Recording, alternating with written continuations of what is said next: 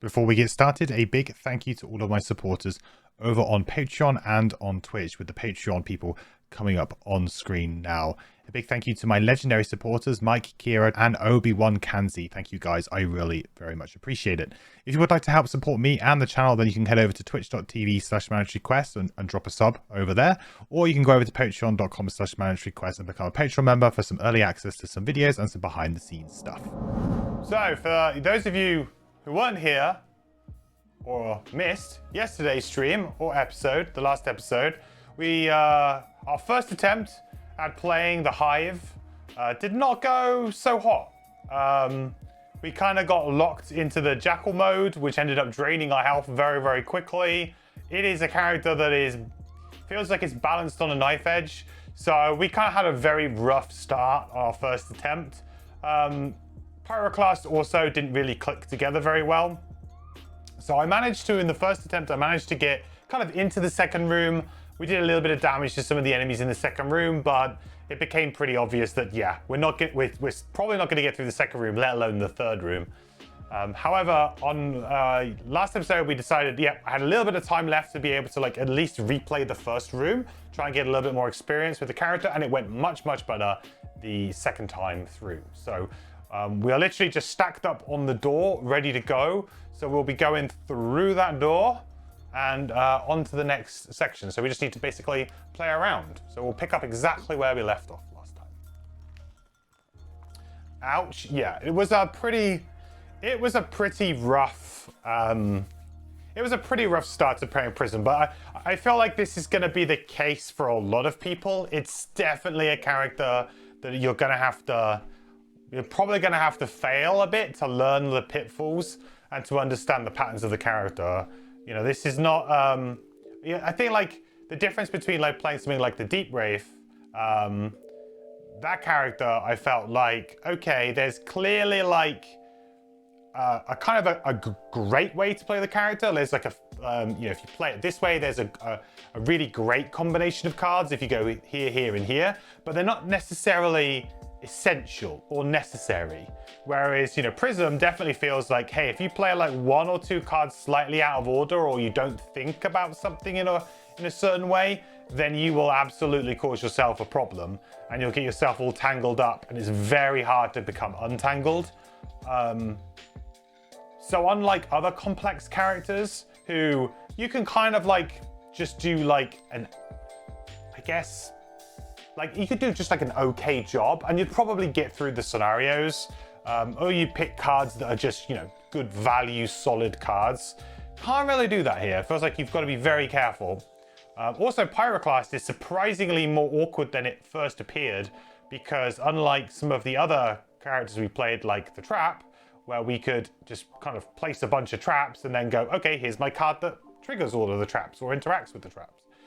This character you kind of get to place the hazardous terrain, but then quite often you place it underneath enemies, so then they kind of move off of it, or it's not as simple as just play hazardous terrain profit, where playing the Trapper was play trap profit. This is not necessarily going to be the case, so that requires a little bit more finesse than it first seemed as well. So, but yeah, second attempt at this room, both characters had much better time.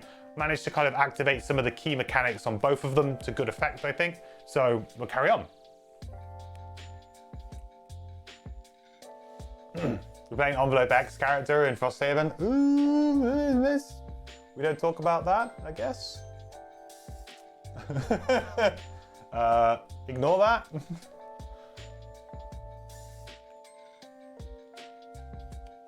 Probably shouldn't have said anything. I probably shouldn't have started reading that message. Because there is a big spoiler in that message.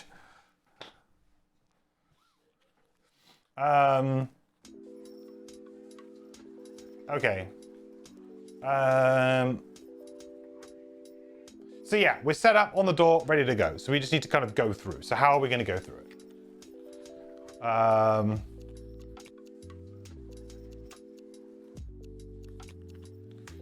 Now, we're in our repair drone form at the moment. We do want to get another one out, but we don't actually have out right now. Where's our That's our Jackal. Jackal's in our discard, unfortunately, at the moment, so. We also, one thing that we capitalized a lot on earlier in this scenario is we have a new challenge here, which is that all figures add -1 and -1 attack and +1 target to all of their single target attack abilities, which works really well with our characters because we have like poison that we can add, wound that we can add with wildfire. We've got a lot of like decent kind of attacks that we can now turn into multi-targets, and losing that 1 attack damage isn't that bad. So it also works quite well against the enemies in this scenario because it kind of nerfs them a little bit as well. Am I replaying the scenario for fun, or did I lose yesterday? I gave up. I decided like about halfway through the scenario that it was not looking good and that we were most likely going to fail. So I decided, I realized that I had made quite a few mistakes. So, and it's my first time playing the characters. So it was like, right, let's just start again. So yesterday we kind of did the first room again, and now we're here. So do I want Pyroclast to go first? I think probably.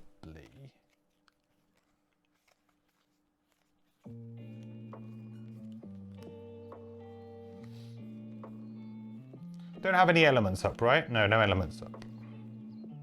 Actually, it's probably better for... Yeah, it's actually probably better for the Hive to go first. Yeah, let's get the Hive to go first. And we can just do a nice attack here. And because of the target 2, we can do an attack 2, target 2, range 5. So we're guaranteed to hit some stuff with this pretty much. So this is quite good. I need to press the next round on this. 19. Pyroclast though. So I think we definitely want to do Lava Bomb because we've got so many good opportunities to get that out.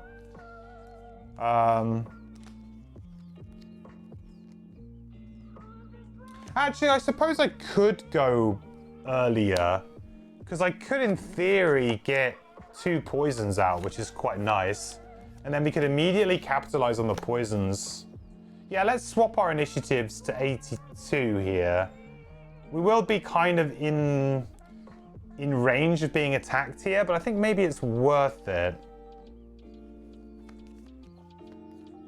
I guess it doesn't matter if we go 20 or 53, but I think I like this actually quite a bit. Because then we can get our wounds and our poisons out nice and early. Okay.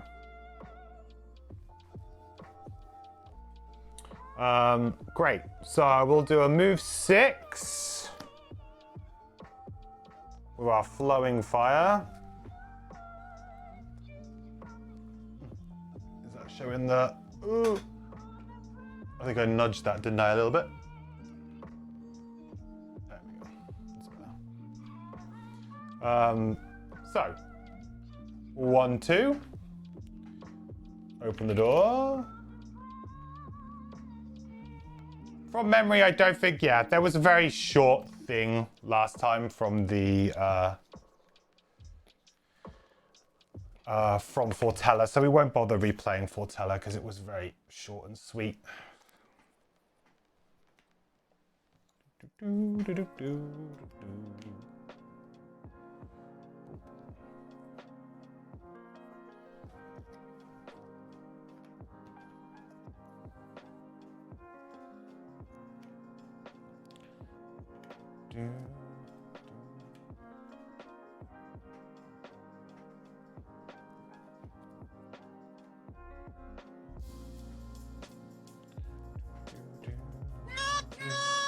New.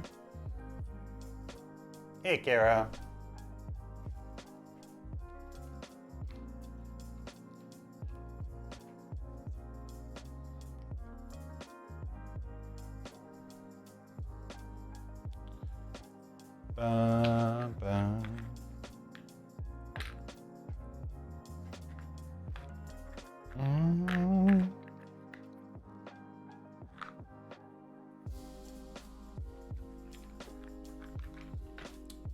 We need imps.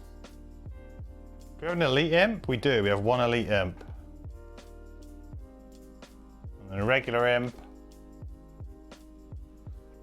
Actually, I can just press this button, right? There you go. And a regular corpse.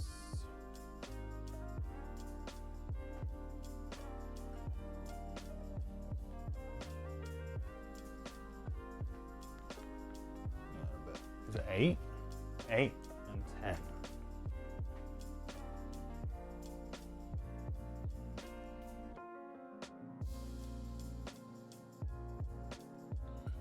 Number 6.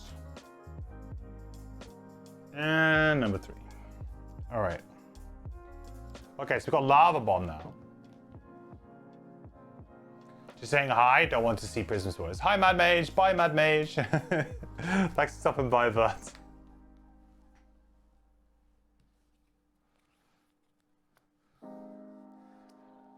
Right, so we still got like a bunch of movement here if we want it. What are all these doing then? We've got to move 4 on the Living Bones, which is a little bit sketch.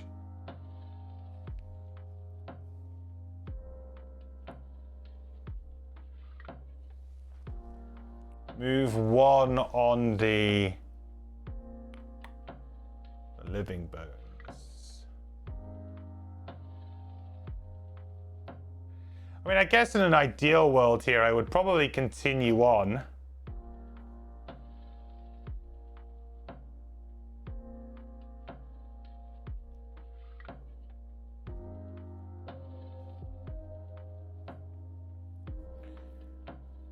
See, getting like a poison and a wound on these guys would be quite good. What if we was to go, what are the imps doing? They're doing a heal. Ugh. Actually, yeah, ugh. That's really gross.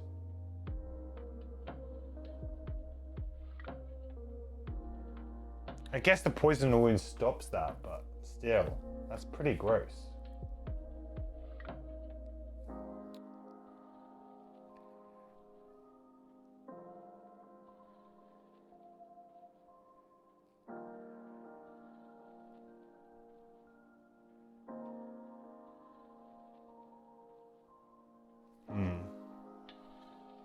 Maybe I don't attack, but then I don't put any like hazardous terrain down. But then do I really care if I don't put any hazardous terrain down at this point?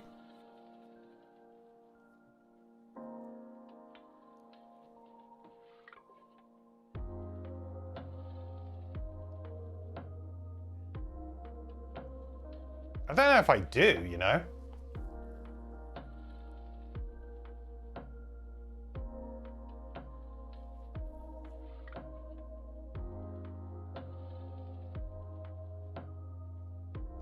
Yeah, it's an interesting one.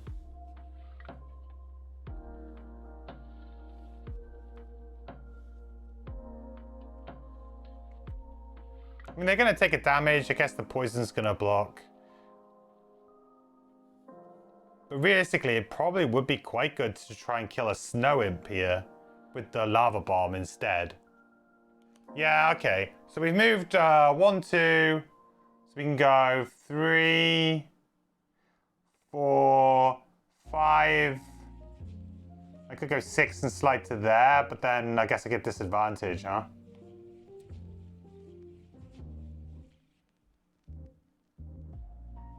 I could just go here. This is fine. Okay, yeah. So we'll attack the snow imp first.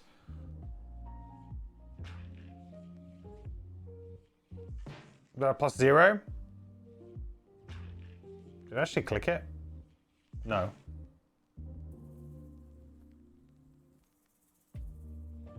Gonna draw.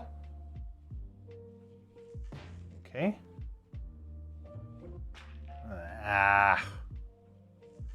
So that's only 1 damage. Poison and wound. Ugh.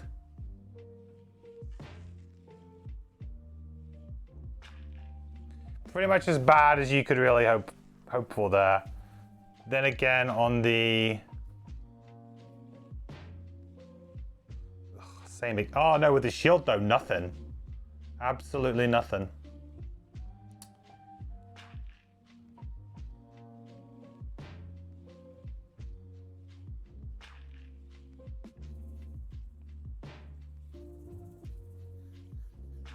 So we make fire. 1 XP. And we do get to make some terrain. I mean, like, terrain's nice, right? It's in the right kind of places too, I guess.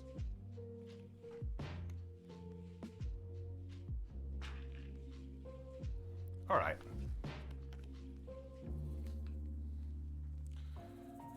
Could have been better, though.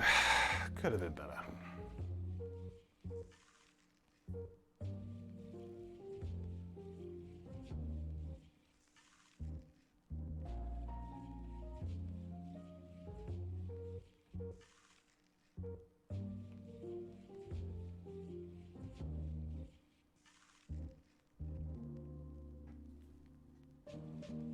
And it's going to heal range 3.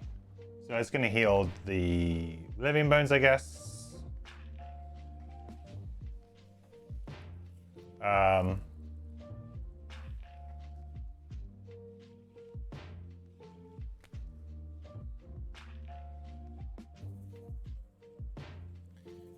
We'll just heal itself.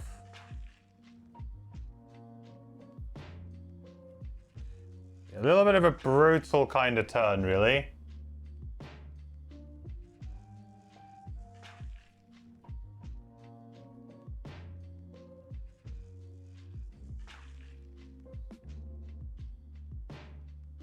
Yeah, that's good. Boop, boop, boop. -1. So what's that? 2?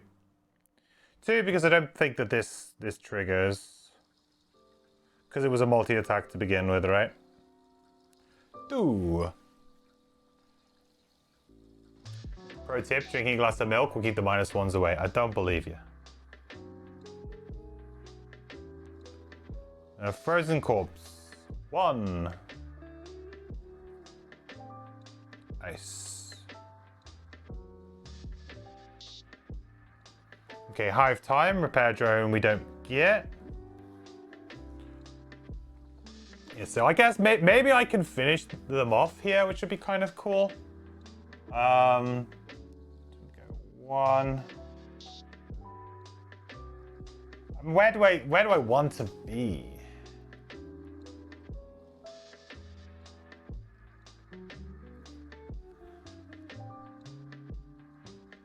Two, 3, 4, no. 1.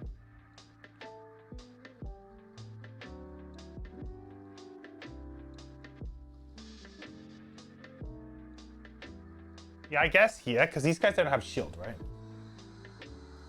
And then next turn... Well, I don't have a very good early turn next turn, so maybe I should back off a little bit here.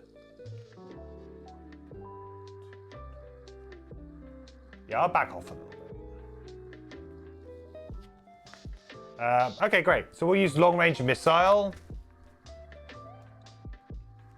So because of this, we get to attack for 2, but 2 targets at range 5. So we'll go for the imps, really, I think. So we'll go for the elite imp first, because they don't have shield. So we'll go for elite imp first. Oh, I should have been pushed here, shouldn't I? Sorry, should have been pushed. It's kind of important to remember.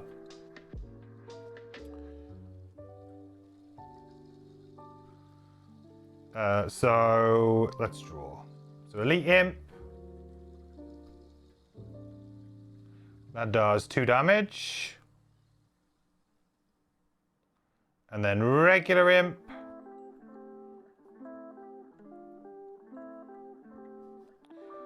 Definitely dead.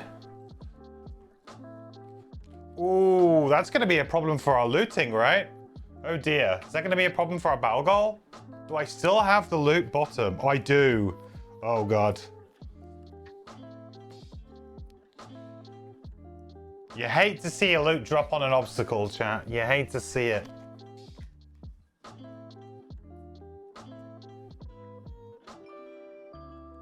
Oh, I should have healed up, too, because of my repair drone, right? Oop. Hey, hello, Joe.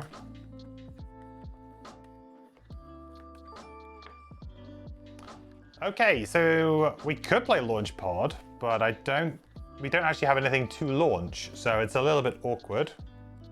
I could short rest, I could long rest, I could just play a turn and just do an attack 3 on 2 things. It's not bad, you know? It's like attack 2, target 2, range 3 is above the curve.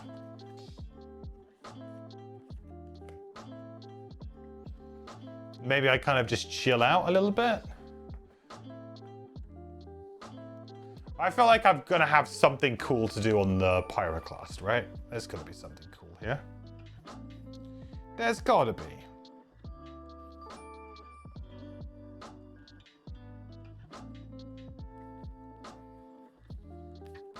Quenched Rage could be quite good.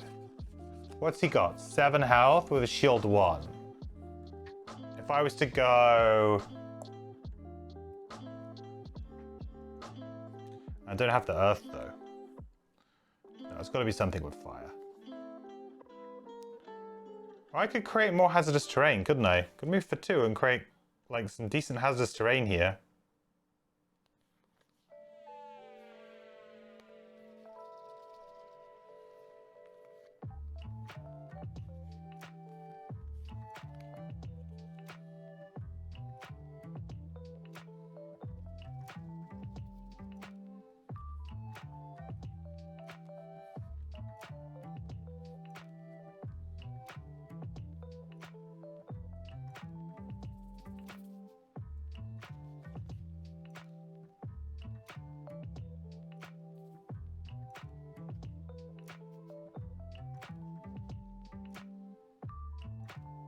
Oh, I could use the bottom of cooling as well, actually. That could work. That would do 2 damage to these 2. That would be kind of fine. I mean, that's 2 direct damage to something with shield, which is great. And then, you know, it gets the imp down pretty low. Puts it within range of the hive to finish it off. Yeah, I think that could work.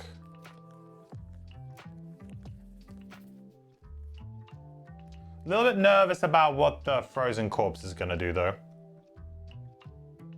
I feel like I'm going to get attacked by that, and there's not much I can do about it. Okay, we'll go 18 here. And we'll go a very lackluster 48 here.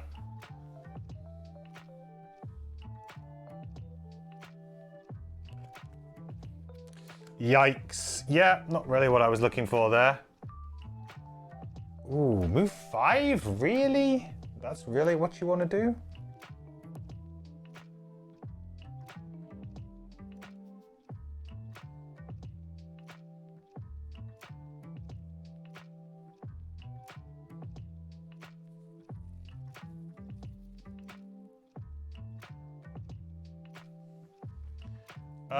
Okay.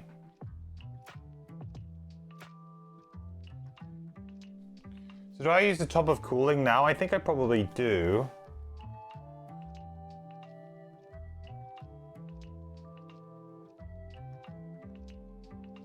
I can kind of funnel them a little bit here, though.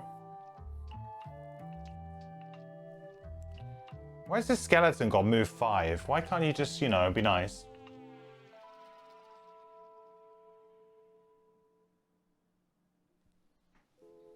What's that about? What is that about? Okay, let's use cooling anyway. So we're going to replace 1 hex hazardous terrain in an unoccupied hex within range 4 with 1 obstacle tile. Bam. All enemies adjacent to that tile suffer 2 damage. You? Nice. Create earth. Gain us a 1 XP. I feel like both these characters, chat, are going to have quite a lot of experience points.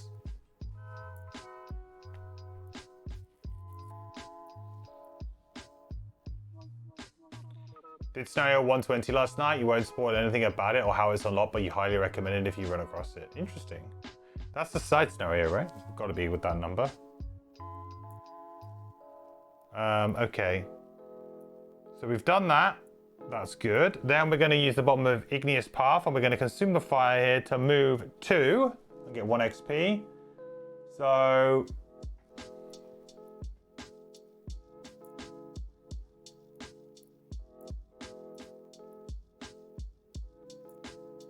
I think that to me feels like the best thing to do. Might be wrong. Will we run out of these? No way. I must have a stack of them somewhere I haven't used. Ah, there's one in there. Is it 6 that I have or something, maximum? 1, 2, 3, 5 of them maximum? It's kind of weird how you have a maximum amount on the Pyroclast, but the Trapper is like, yeah, go nuts. You know, it's kind of odd.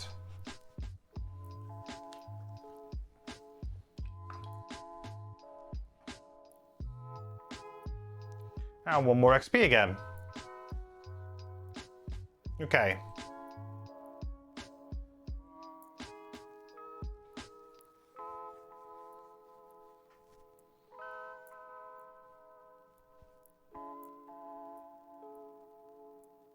So Pyro is done. So now it's going to be Living Bones. So it's going to come here.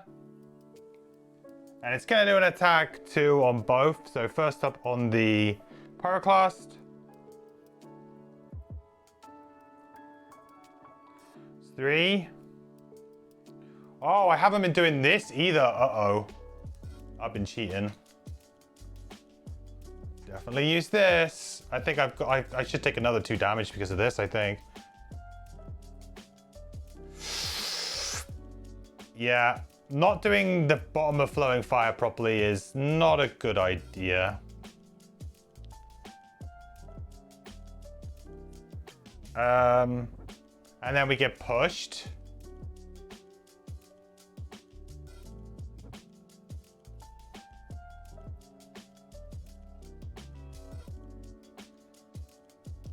Yeah, he's gonna get attacked for like 1 as well here.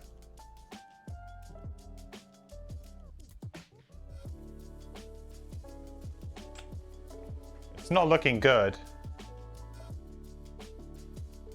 Then it's gonna attack my 5. Wow.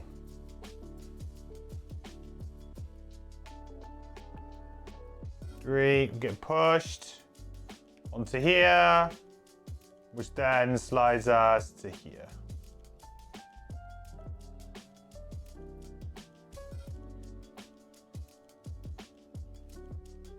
Oh, we're just dead. We're actually just dead. I just noticed, like, we're about to get attacked by, like, 2 more things, and we're on 2 health, and we're going to be applied brittle on us with the first attack. Yeah, we're just in trouble, right?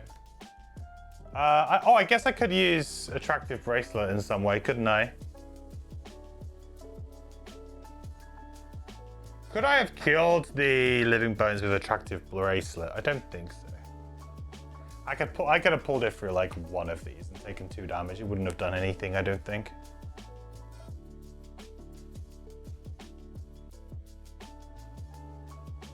Yeah, I don't think so.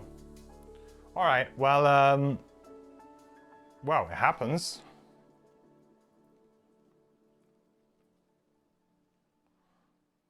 We'll go there, so it's nice. It's nice and lined up, right, for the big push.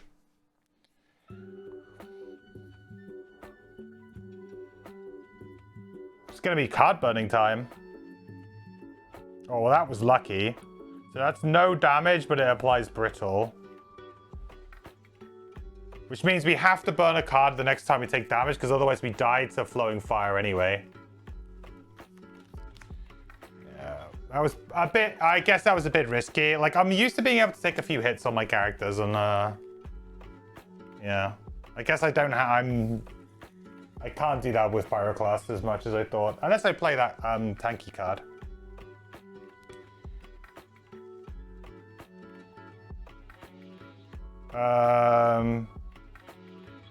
So this is going to be a This is going to be a brittle oh, it's going to be a poison one as well. Oh, geez. That's pretty freaking brutal as well. And it's going to... Oh, we're dead anyway. Wow, that's a 2-card burn because of the ability card they have, right? Because it's now going to attack me for 1. And poison me.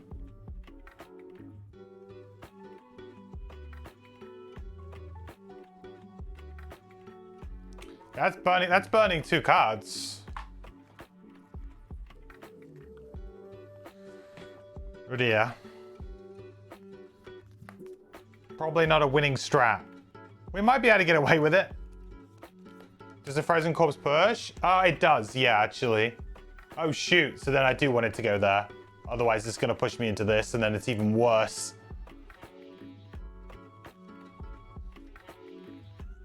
Yeah, every enemy pushes in this scenario. I keep forgetting that, but every enemy pushes.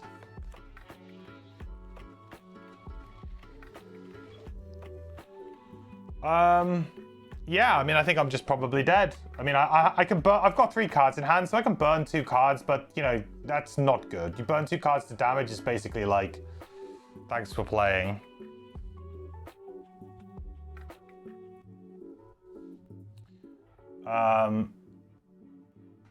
Okay, so it's going to attack Pyroclast first. And the poison is the main killer here. Does it say I can discard them at the beginning of my rests or at the start of your rests? So does that mean it triggers? Oh, I mean, I guess it would still trigger because it's the start of my turn and my turn is a rest. Oh, actually, no, it doesn't, right? If I short rest, it gets rid of flowing fire, right? Because it doesn't specify long rest and short rest isn't your turn. So... presumably I can short rest to get rid of the bottom of flowing fire, right?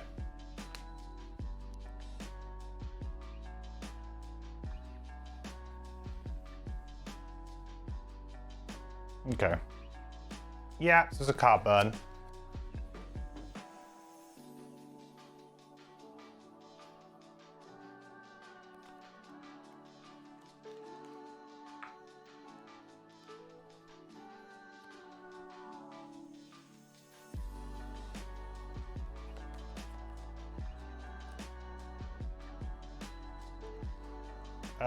And then again on Hive.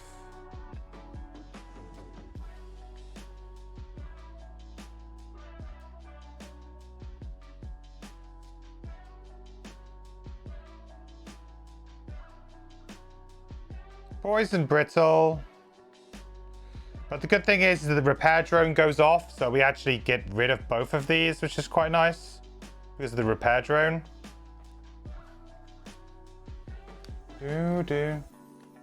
Short rest is end of round. Yeah, exactly. I always get a bit confused because of the way Gloomhaven Digital did it, you know?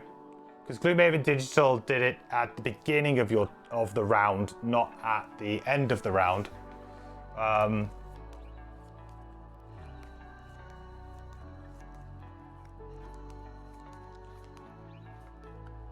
So we will, well, we'll attack for 3.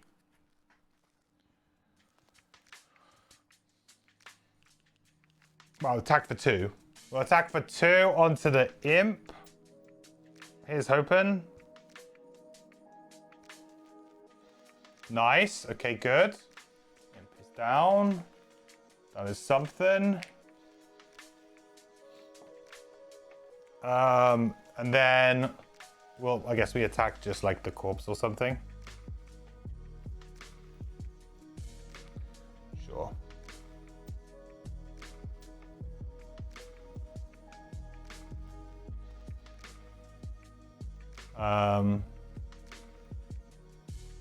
So that is -1. So it's 2 damage with a shield, 1 damage.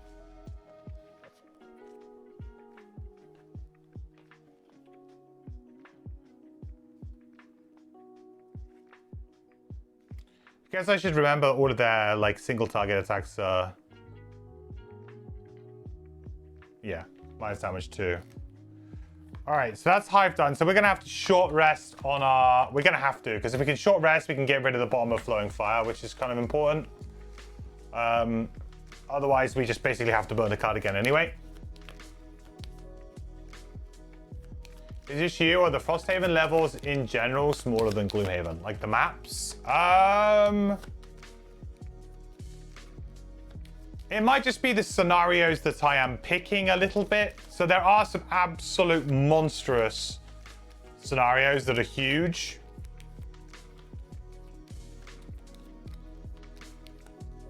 I don't know though. To me, it doesn't feel that way. But then also, the last time I played physical Gloomhaven anything was Jaws of the Lion. And Jaws of the Lion, I don't know if that was smaller than Gloomhaven, to be honest. Gloomhaven digital feels larger than physical. Yeah, I would think it probably does. Yeah.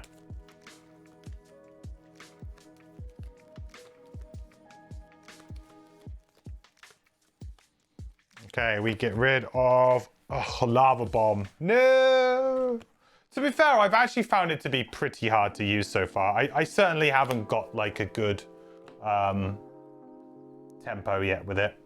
I need to decide whether or not I want a long rest or short rest with our hive, actually.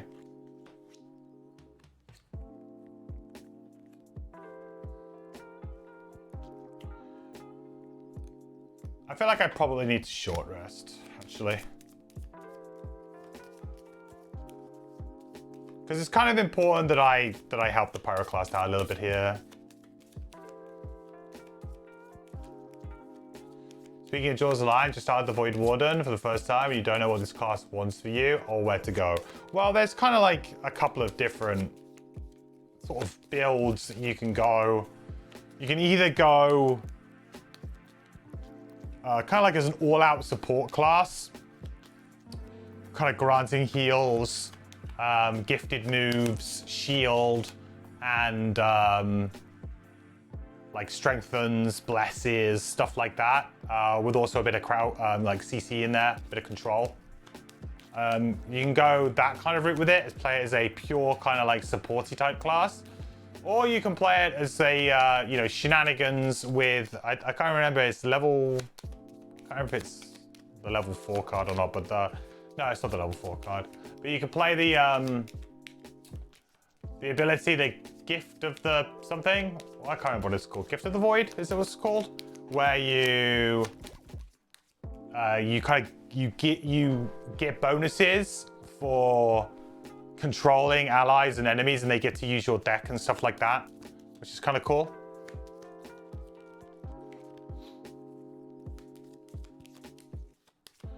Going for curses, yeah. So that would be probably more of the control style build. Leaper is the card. Can we actually make do with getting rid of Leaper here?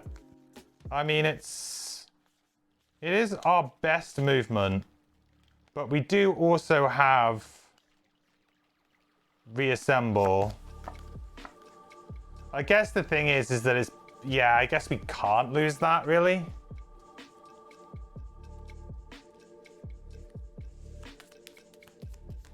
It's just too good.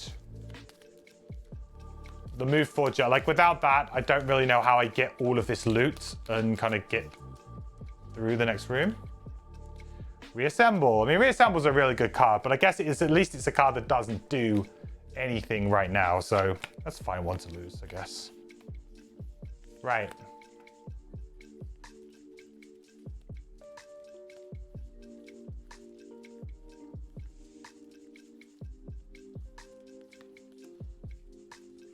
So we've got this guy set up for a nice push. We should try and get that off.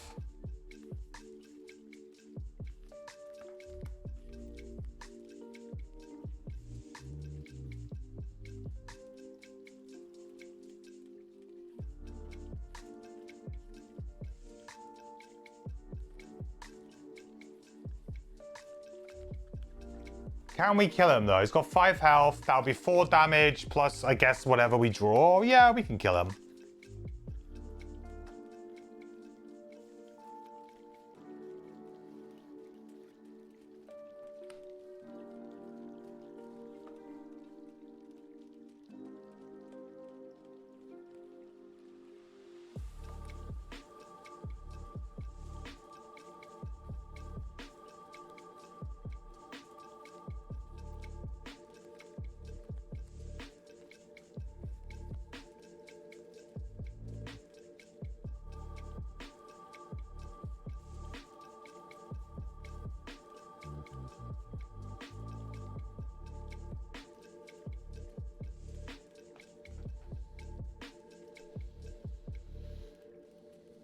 So I only need 2 moves to get onto that coin too.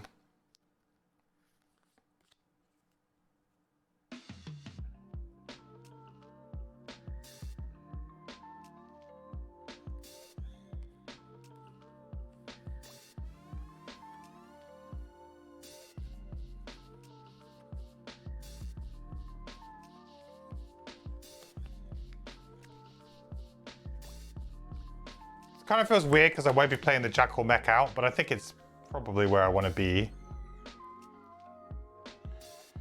All right, we have to be quite careful here to not just lose another.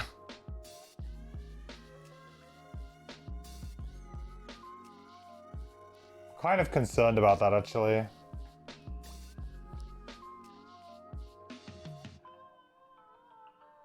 Like, what if this guy does target 2? Well, he already naturally has target 2. And he can move and get there. That's a big problem. I guess I could use the Major Frenzy Potion to just kind of go off here. If I need to.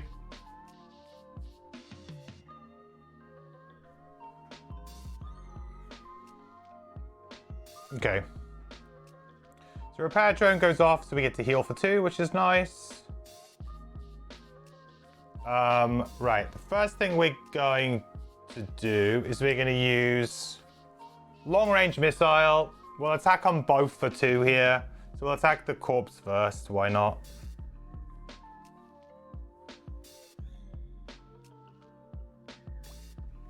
Okay, that's good. So that's 4 damage. With 1 shield, so that'll be 3. Okay, that's not bad. It's a good start. Then again. -1. That's 1 damage with the shields. That doesn't do anything, unfortunately. Like, the problem with this challenge is that with our deck, it's not so hot. It'd be really, really good if we were a high-level build with just a ridiculously good attack modifier deck. So that's that bit. Then we're going to do Summon Jackal Mech, and we'll go 1, and then the ice will shift us. So 1, and then 2, and then we'll attack, I guess, the Frozen Corpse.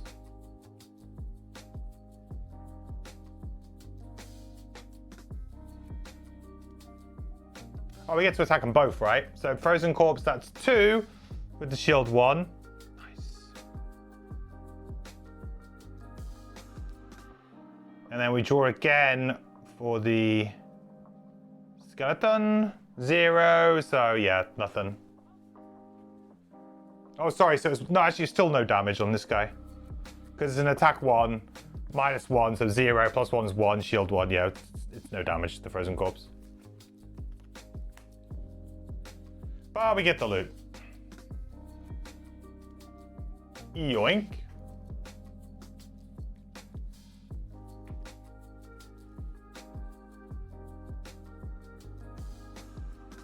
Arrowvine. Cool, cool, cool, cool, cool, cool. So we are done. So Pyroclast's turn. I am just going to use this as a move 2, I think. So just as a move 2. And we'll just go here. And we will do Liquid Stones. So we're going to attack for 3. Actually, it's 2 because it has to be a multi-target attack. Yeah, this could end up poorly for me, I guess. Okay. 3. Nice.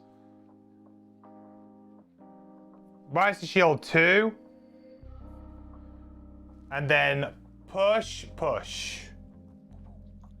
2 damage apiece. So 4 in total. Oh, survived.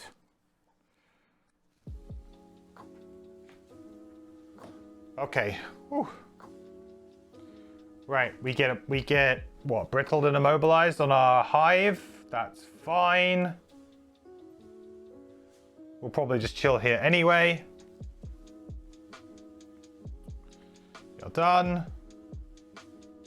next round. Okay, good. So we actually managed to clear this room pretty well in the end, although I did have to burn a card in the Pyro class, but at least I didn't burn any of my ability cards. I've still got like Igneous Path or whatever it is, to be able to do like a really nice, potentially a really nice entry into the next room. So we've still got that going for us. I guess the problem here now is how do we kill him?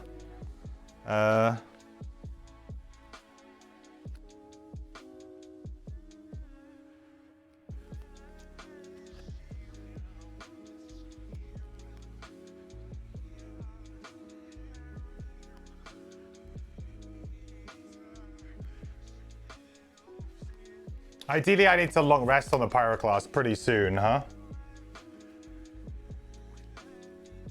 So I'm 5 health, but all of my attacks are just going to be garbage against him. This is a big problem.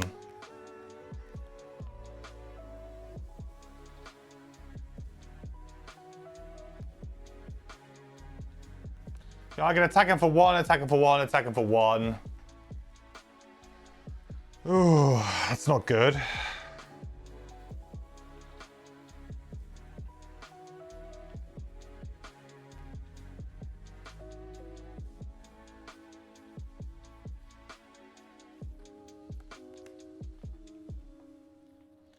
How do I get him? How do I get him? There is definitely a way to get him.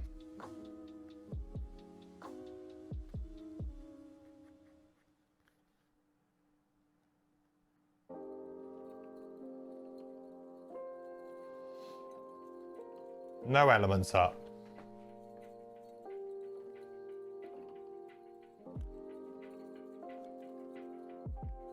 I might just have to kind of take a bit of a turn off and...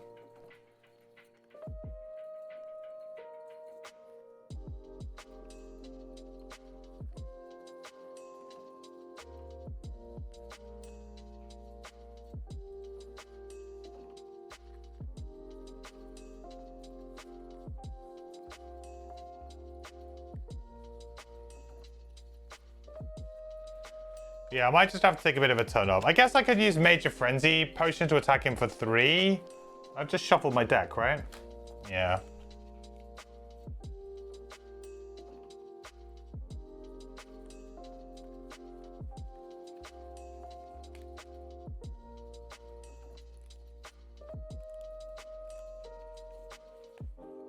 Well, we want to go early to get this heal 2 to trigger to get rid of that brittle.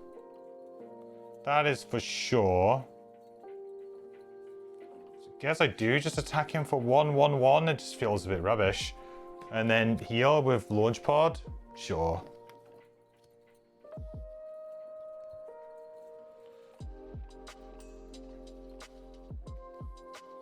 So I feel like something like this is okay. I mean, it's not great. It's attacking him for 1 when he has shield 1. I'm just hoping to draw. But I guess I could use my Major Frenzy Potion. It just feels a bit of a waste because I would love to be able to use that with this to get the extra target. Then I get 2 attack 3s. I mean, that's such a huge value swing.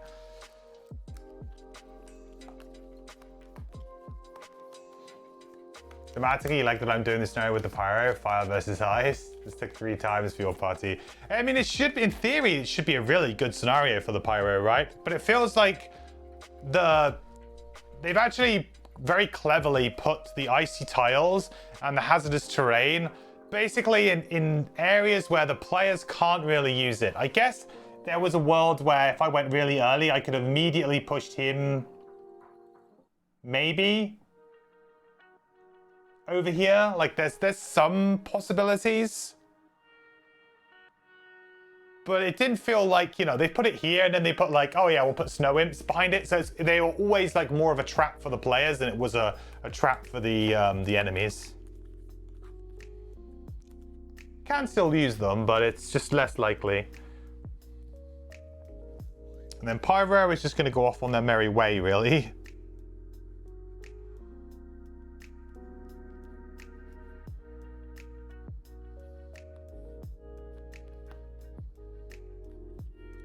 Quite honestly, I feel like I'm just going to move 2.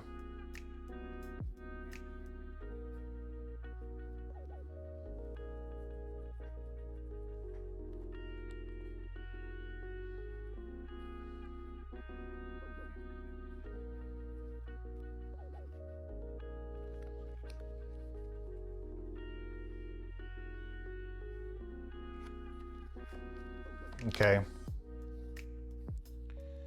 So, repair drone. Thank you, thank you. So now remove the brittle. And we'll get healed too. Brittle doesn't stop heal, right? I'm pretty sure it doesn't stop heal.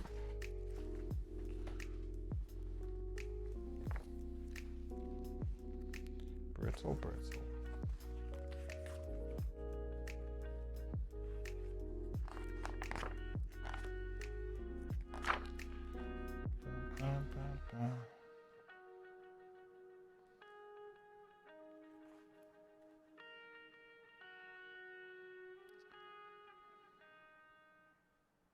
Yeah, no, it doesn't. It doesn't block it. Yeah, good. I'll just double check.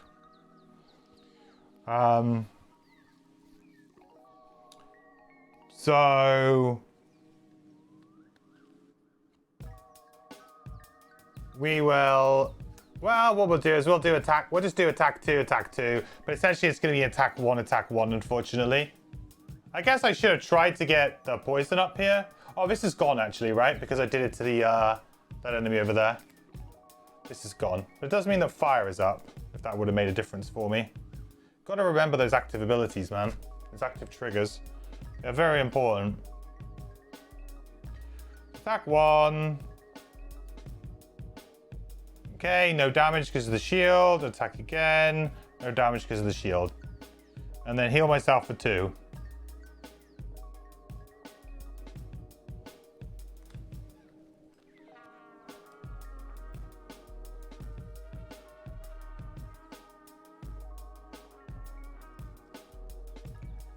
Well, I guess it does mean I can do the bottom of this now. I wasn't planning on doing it, but yeah. So he's moving 2. So I just need to make sure that he can't do a target 2 here. Because that would be bad. So we will consume the fire and we will move 2.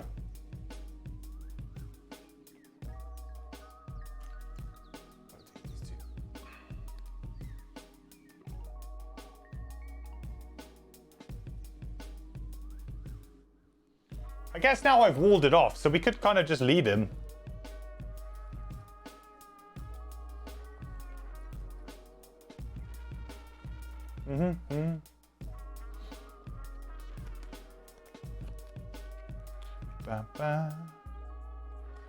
Okay, so he's going to attack for 1. So technically 0.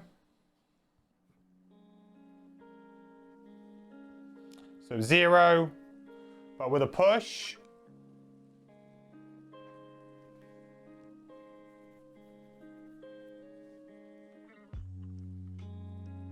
Yeah.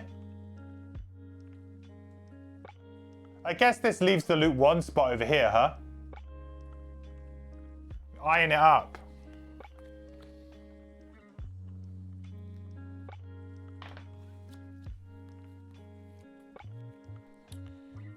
Do.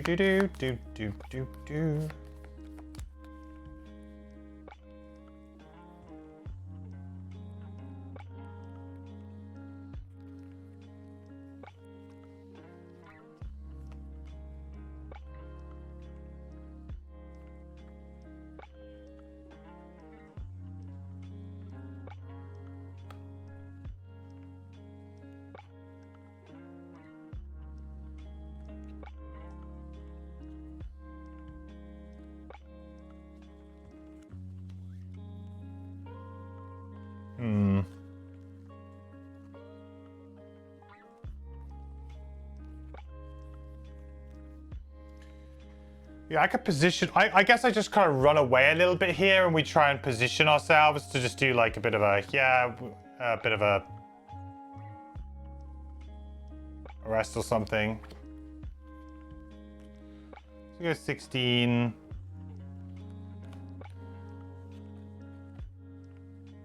38. Just kind of like lazily make our way towards this door, I think. Right, so repair drone's gonna go off. Don't need it right now. Repair drone's great, man. Maybe Hive could be my tank. Maybe I should be playing the actual tank. Hey, Totox.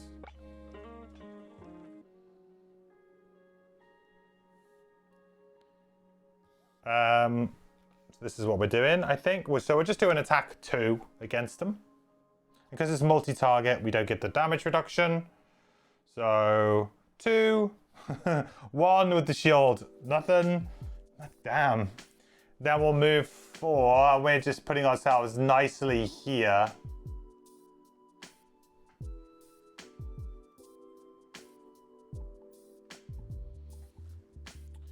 That's that.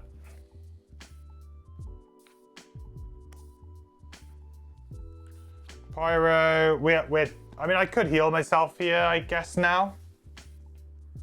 Just try and clear the... I could get a piece of loot clear, but I was going to long rest next turn. So, I think I'll still just move.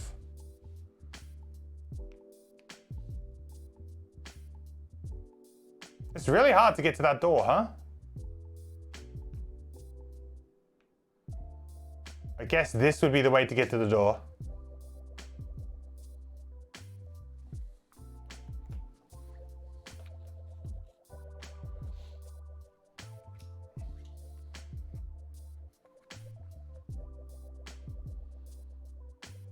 Okay, not gonna move. Next round. So long rest on the pyro. And then hive, we are just gonna go as late as possible. Maybe we get a hit in, maybe we don't, but we'll go 48. See what happens. So we know that he's got to at least come across some hazardous terrain here if he wants to get us. All right, no good. The repair drone happens, we heal, we don't need to heal. We'll do the bottom loot action here to get both of these. To be honest, we can just kite this guy round. I'm not actually that worried about, leaving him here while I open the door. I think it's kind of fine, actually. Hive getting all of the loot, though. Which I guess is kind of fine. It's interesting because Pyroclast could do with a couple of items to help make things a little bit easier, but maybe it's not fully necessary.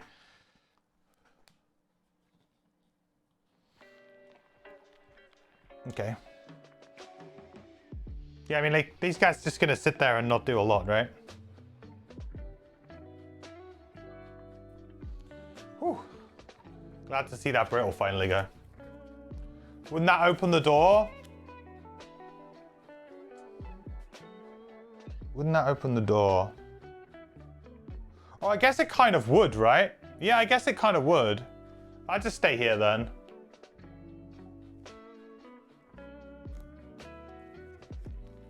Yeah, you're right, yeah. No, that does sound better because that's why it's kind of risky, I guess. Because you could accidentally open the door. I guess that was like maybe that was like the intention was that, oh, you could get pushed and then accidentally open the door to the next room. That would be really brutal. That'd just be like, uh-oh. This ain't good.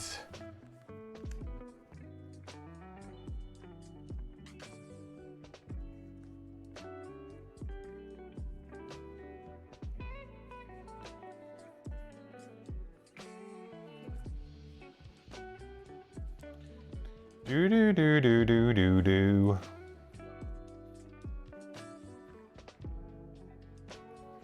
Man, we got to work out how we're gonna like win this scenario now. I'm kind of a bit concerned. I mean, I guess we got a couple of really good burns, huh? Do we really need flowing fire? It's a move 6, but it's gonna give us a lot of damage. Maybe we get rid of flowing fire now. It's either that or we get rid of wildfire, but wildfire can now just be used as a move 4 bottom and just like wound a bunch of stuff. Seems fine.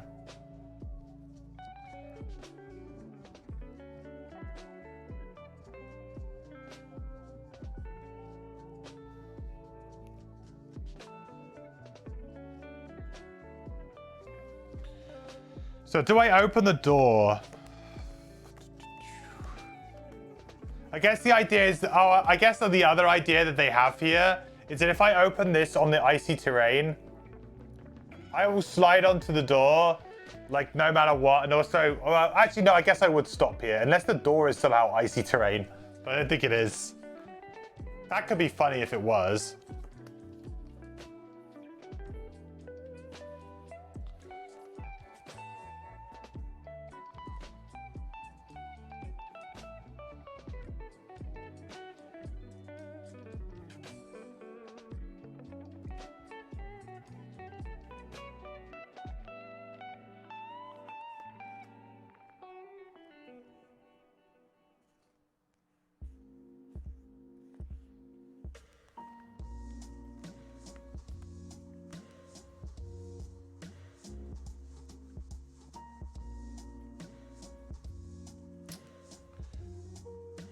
Where was I?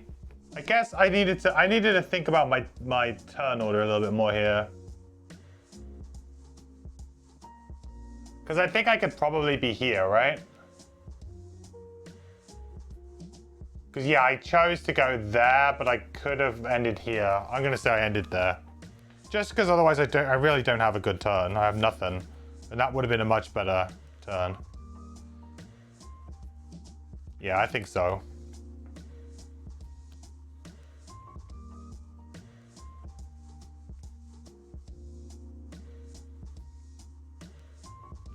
All right, let's see what this corpse does.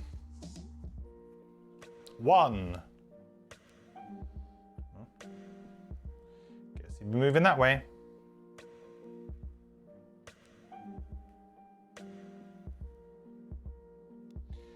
Pyro. We will heal ourselves for 5.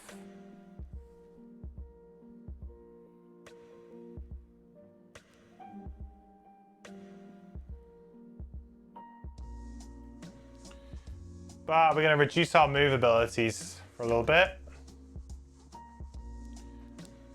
Not the best because we're about to go into a room, but we'll just have to deal with it. I think we got 1 move 3, right? We do. So that'll be a move 2, which will be okay. It'll at least get us like in the doorway. And then wildfire.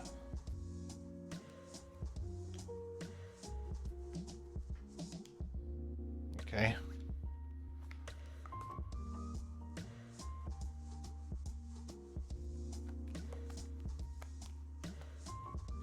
Icy terrain to a stun trap surrounded by 5 enemies.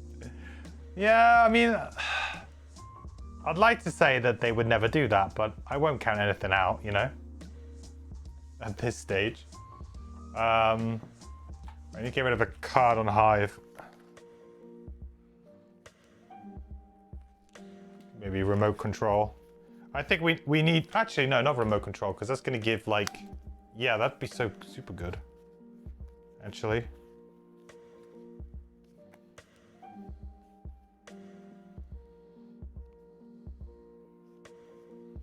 I need to get the Jackal Mech in there, and the Jackal Mech's going to have to go do some work, you know?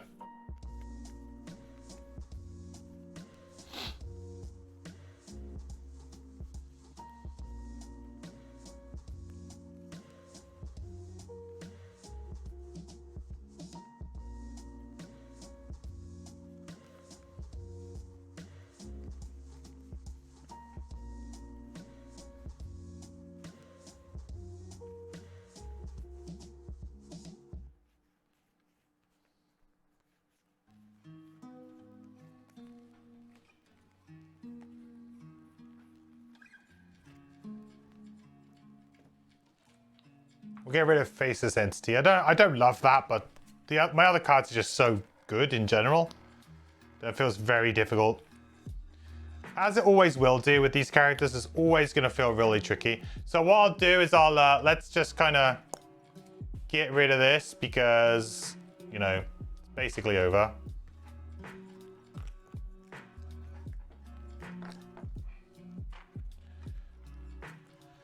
And we will venture forward into the next room.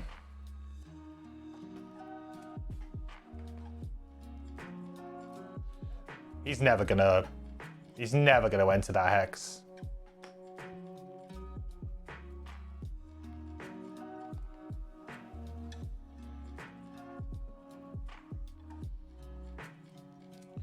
Although presumably, maybe when I open this door, the other one opens too. That'd be, I guess, kind of interesting.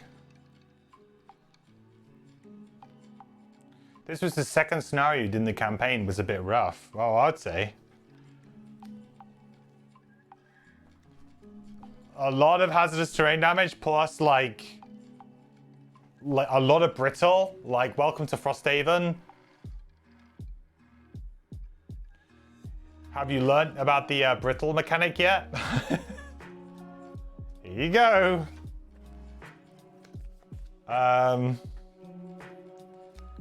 What do we do here? Well, we just move in, don't we? And I think we launch pod. We got to get the Jackal out there. Come on, Jackal. Jackal, Jackal, Jackal.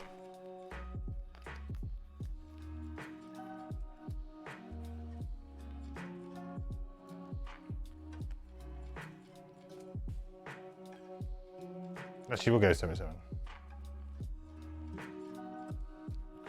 And quite honestly, I think I just want to probably straight away go in and do Igneous Path here. I think that's probably what I want to do. Like, just gum everything up as much as possible.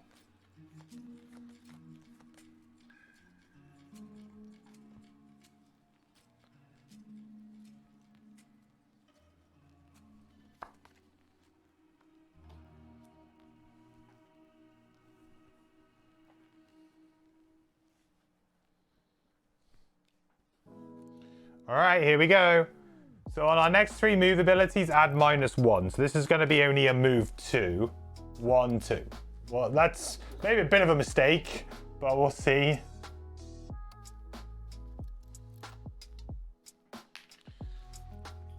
Read 89.1.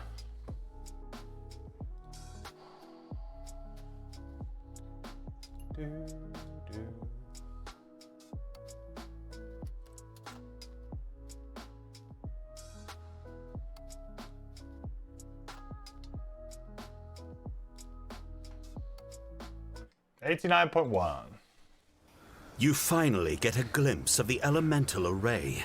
A mechanical construct is encased in solid ice. Next to it, a wraith-like creature feeds off its energy. When it becomes aware of your presence and your intentions of clearing the area of its influence, it begins draining the ancient device with even more fervor. If you do not deal with it quickly, it will destroy the thing you came for. Oh, it says it. Open the other door too. Oh, man. I was kind of hoping that wouldn't happen, because then it could have been kind of fun to just kite them around. Yeah. I always feel like it's a little bit of a cop-out. A lot of scenarios do that at the moment, where it's like, yeah, open both doors. I kind of like the strategy of which door do you go for? Which one do you open first, you know? I know that there's like a different entry point into the scenario, but it just feels like, oh man.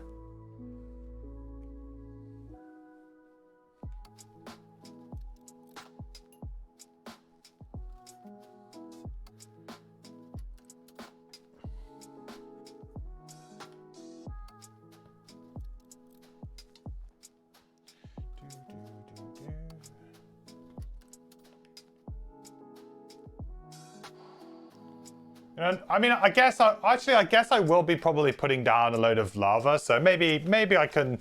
This guy won't go all the way around, but either way, I guess it's fine. We don't have to deal with them for a very long time. I think this is the first time you've seen ice. I think it's the first time I've seen ice too, which is really weird because you'd think it would be. I mean, the game's called Frosthaven. You'd think there'd be a little bit more ice. Okay, so let's set up the scenario, but there are lots of special rules.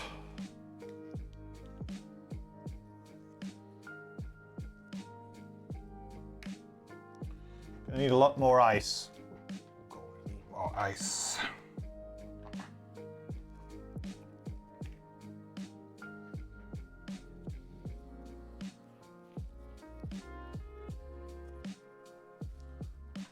Is there more ice? Yes. Oh, actually, technically, those are all singles. I wonder why that is. Oh, probably because you don't have to set up the scenario again. You know, like take stuff away from the scenario to continue on. I do it because I take tiles away, but...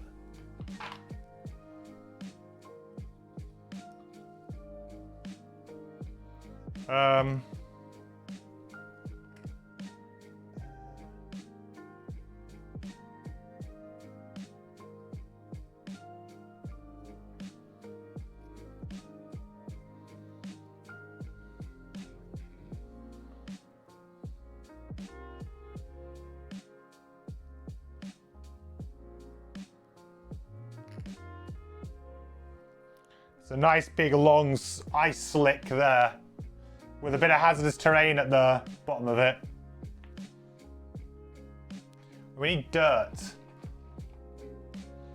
Dirt. Filthy, dirty, dirty.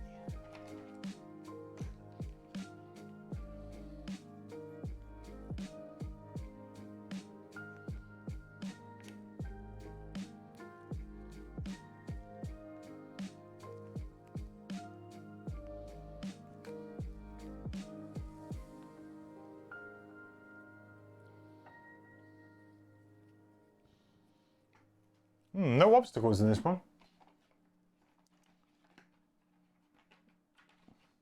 Where's all the dirt gone?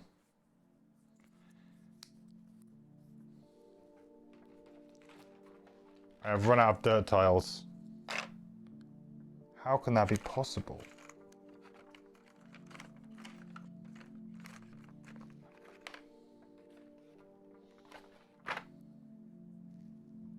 There is a chest in this room, chat. Ooh, baby.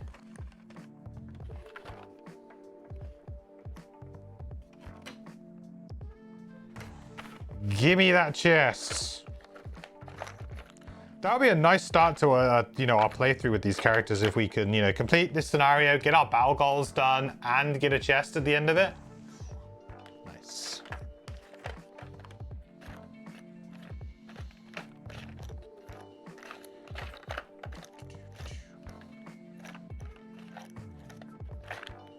Where's all the dirt gone?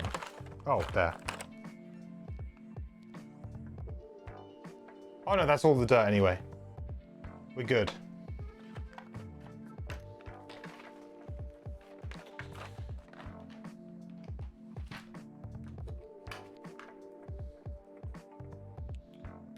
Okay, some dirt there. Sorry, chest there. There's a bunch of scenario rules we'll go through in a minute, but there's scenario rules. Oh, I need the big orb. Summon the orb. I was wondering what scenario this would be for. Summon the orb.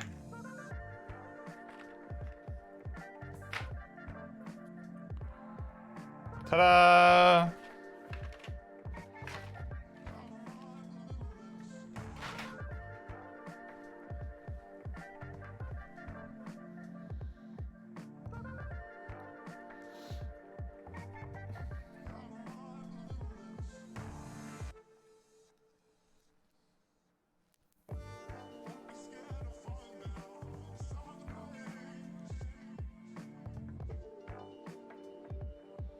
Ew, 2 elite imps.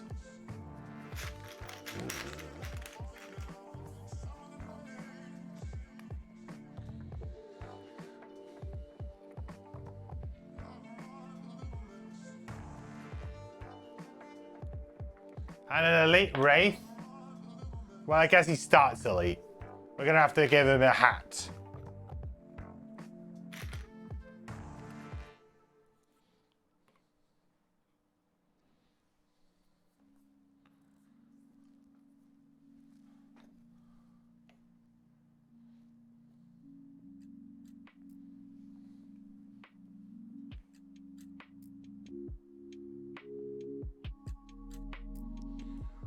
Whoa! Oh, the imps aren't doing anything. Well, that's kind of cool. 8 and 6. Oh, they're not. They're all not doing anything. What? How weird is that? Shield, heal. Shield, heal. Heal, shield. What? Nice. How random is that?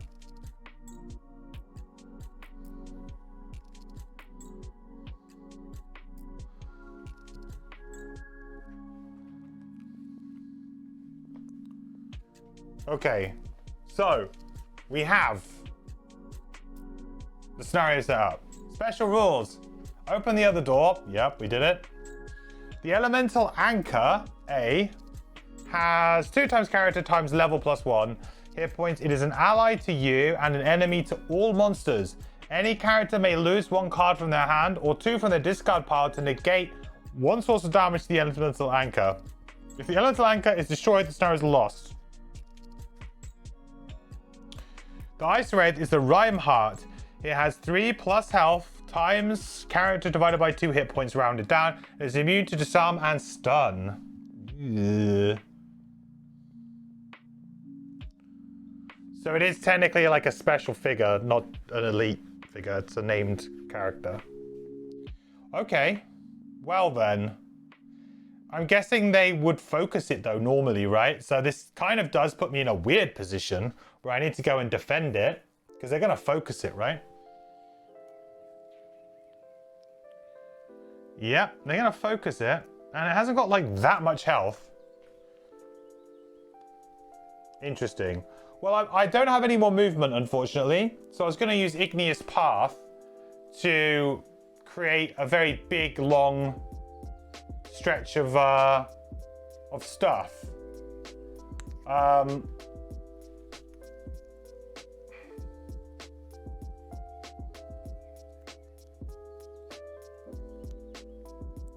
Where do I put them, though?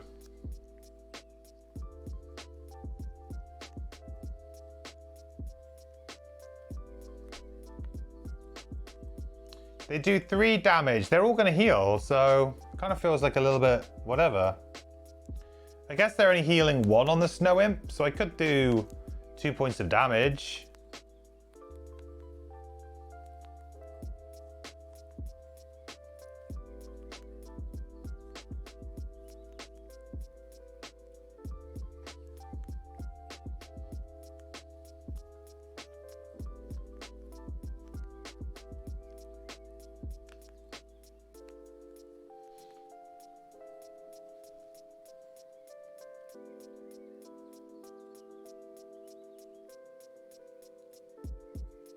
It says there can never be any more than 6. 3, 4. Am I missing a token somewhere? Did I lose a token somewhere?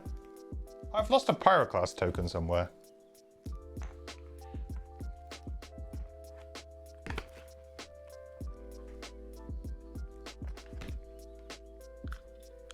It can't be possible. I'm supposed to have... Oh, it's there. I'm supposed to have 6, right? Yeah, I found it. We're good.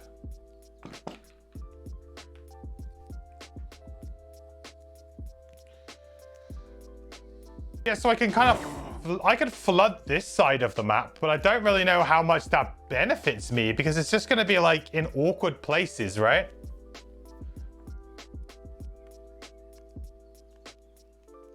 Craig stole it. He's jealous. He's big jealous.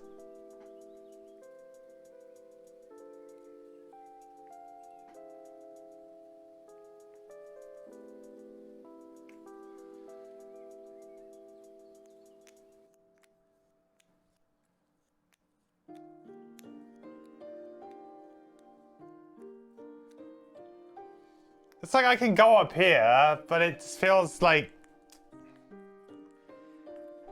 Would I not be better placed just pushing them this way?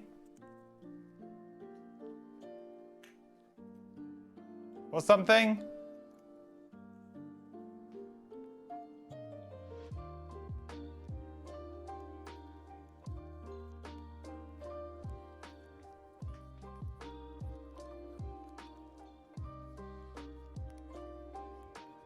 I guess I could kill him very quickly, though, if I do put him underneath. Yeah, and he is the troublesome one. Let's do that.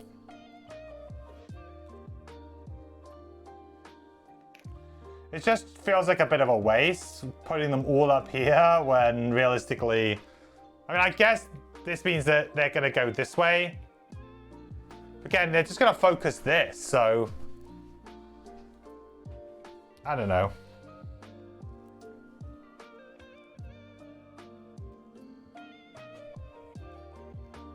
I guess I'm going to fire my Jackal mech into the middle of the room anyway, so maybe this is fine.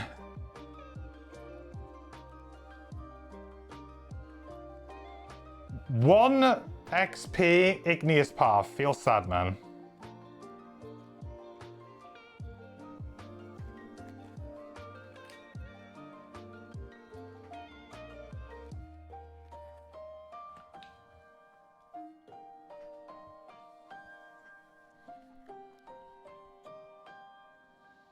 Okay, yeah, heal.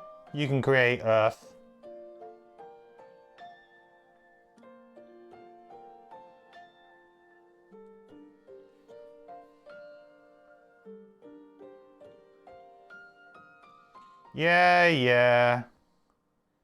Yeah.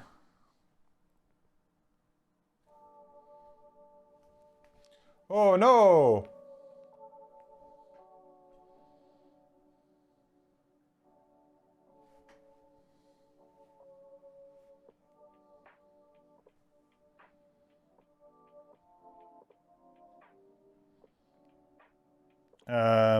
Don't need to heal. So that's fine. Okay, here we go. Now we can do some fun stuff though.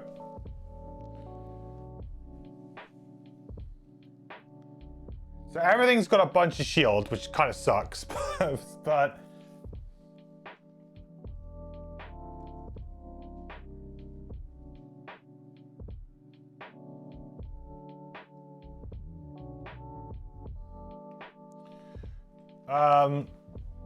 yeah, which means that like I can launch pods here, but I'm only going to be able to do a little bit, like hardly any damage here really.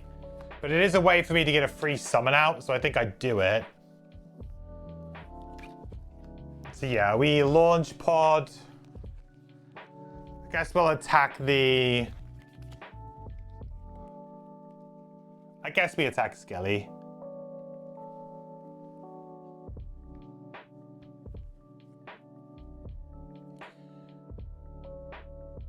Yeah, so that's 2 plus the shield, so no damage. But that does mean that we can... Absolutely, we can now get our other thing out. Let me move this up here a little bit so we've got more space.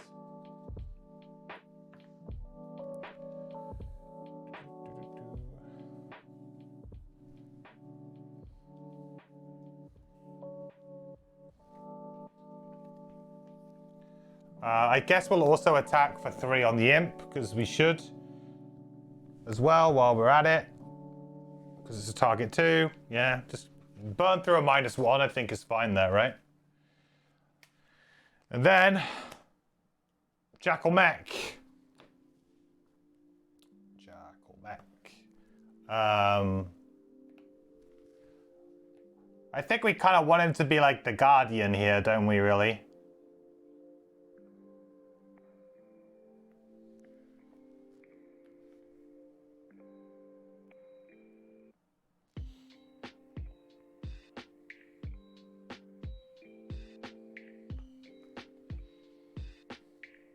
That gets us 2 XP.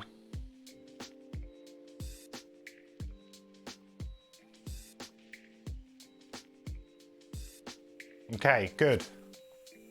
Hive's over. Elemental Anchor doesn't do anything. We are safe for now. Next round.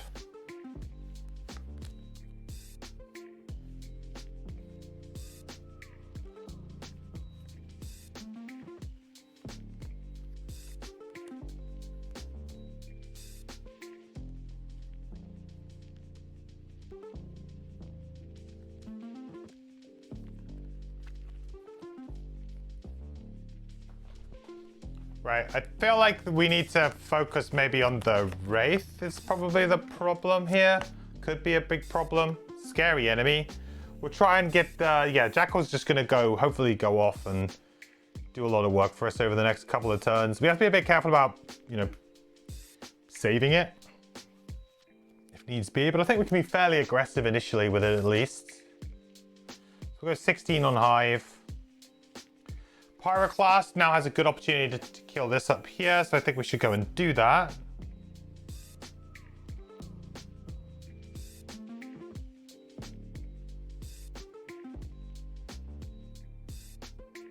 Oh, actually, no, we can't. We've got like no movement, right?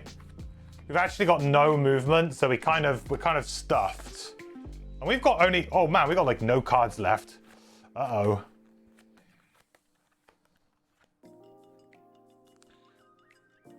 Maybe we go late and deal with an enemy that way. Yeah. Oh dear. It's not looking good for our Pyro. I guess we can always pull an enemy towards us, right? What's the range on this? 5?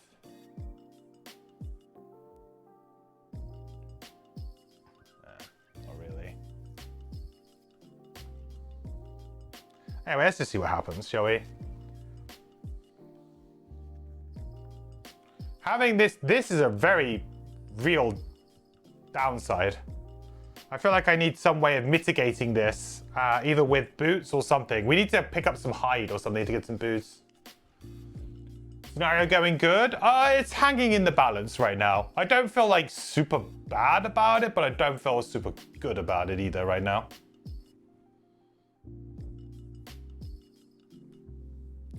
Okay, heal ourselves for 2. No, we don't need to do that. So then it's gonna be Jackal time. Wait, Jackal time. So it's gonna attack for 1, unfortunately. With wound.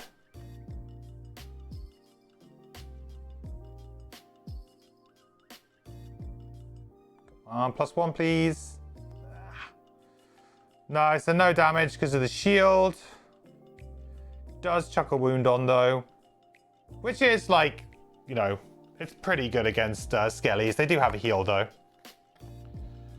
Okay, so Jackal Mech is gone, so now it's our time to shine. And I was going to position the Jackal Mech. So grab 2 of my summons, move 3 with jump. I'm gonna go.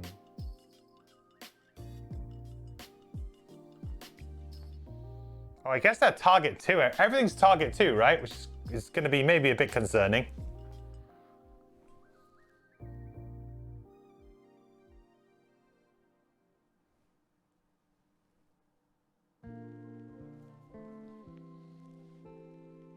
Let's go there. I'd like the Jackal to take some of the brunt. Then we're going to grab one of our summons and attack +1. So it's going to be attacking for 2. These guys don't have retaliate, right? Oh, they do. Ooh.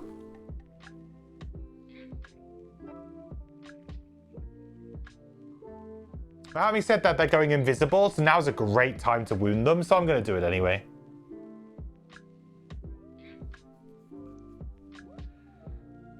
Come on, big draw, big draw, big draw, big draw. Nice. +1. So that is going to be 3 damage and a wound to you. I will take that any day of the week. And that will do 2 damage to the Jackal Mech, which I will need to make sure that I remember to do this for the swapping stuff, right? Gotta remember to put damage on my summons because of the transfer. And I get 1 XP from that card too. A little bit less XP from the hive this time, but I think that's because I've only played 2 of these, really. In elite mode, they have retaliate, yeah. Is the advantage a challenge thing? No, so in offensive spread is all figures add -1 attack and +1 target to all of their single target attack abilities. Which has been good for us certain times, but also kind of bad for us because we're level 1 and we've got a terrible attack modifier deck. So it's been swings and roundabouts really. But essentially, if you're doing a single target attack ability, it's now a target 2, but it's 1 damage less. So it does really affect these guys because of course the summons are only attacking for 2, so then it's 1, and then these guys have shield a lot of the time. So it can be really tough to get through.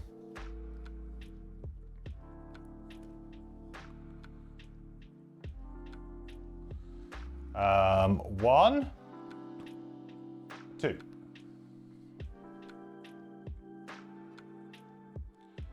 Oh, he's healing again? Where do I want to put them? Here or onto the difficult terrain? Well, here, I think. Actually, isn't that one like if I occupy a difficult terrain? The target is occupying hazardous terrain. Oh, no. That's kind of annoying because it's basically just put them back up to full health, right? Hang on. Yeah, missing 2. I did 3, right. I did 3 damage initially. And now and then it healed up for 1. And then it healed up for 2. Yeah, full health still. Oh,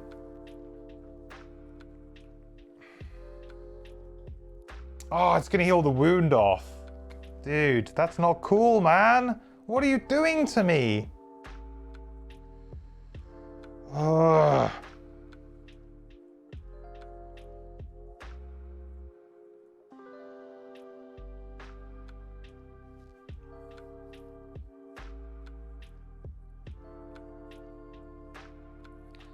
Alright, Living Bones is going to...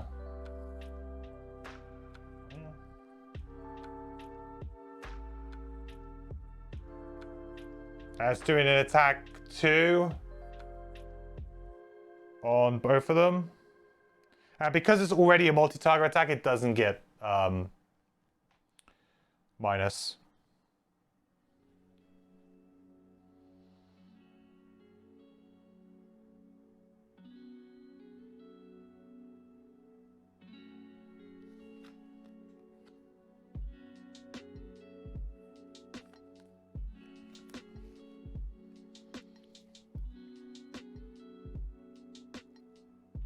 Okay, so on the Prism, did I just flip on there when I didn't look? Oh, God. It's really annoying me that I'm pressing it today and it's not doing it. It's like I have to double press it or something. Right, miss. Push.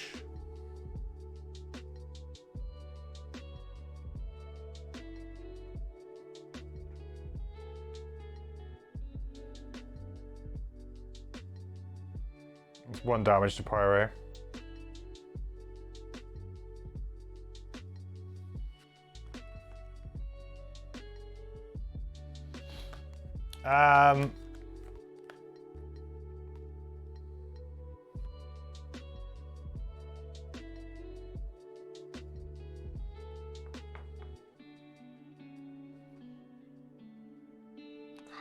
Going invisible, making ice.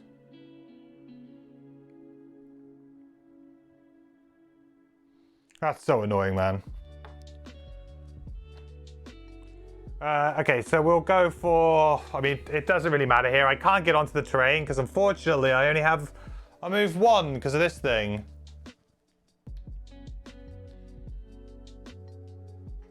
So I guess I just attack the...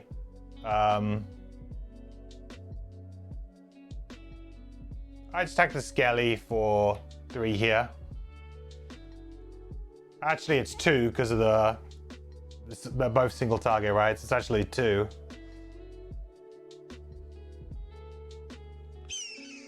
Yikers. I could have pushed myself for the left. What do you mean?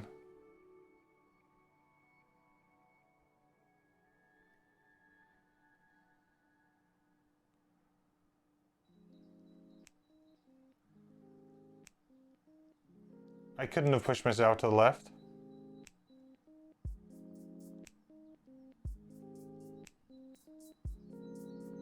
The only way I could be pushed if I'm on here, the only way that his back is here. This is the same distance away, so it's not a valid push.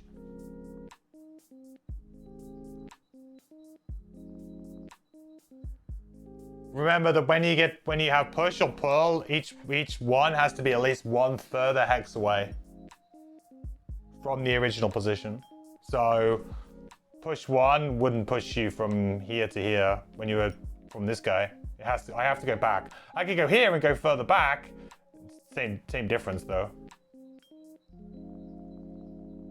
And when I was here, the only legitimate push I had was here.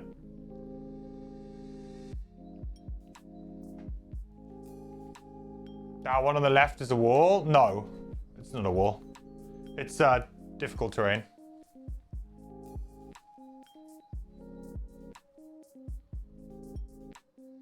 Oh, you mean here is a wall? This is a... Yeah, this is a wall. This isn't a valid hex. No. No, like, if this was a valid hex, I'd have a corridor tile here.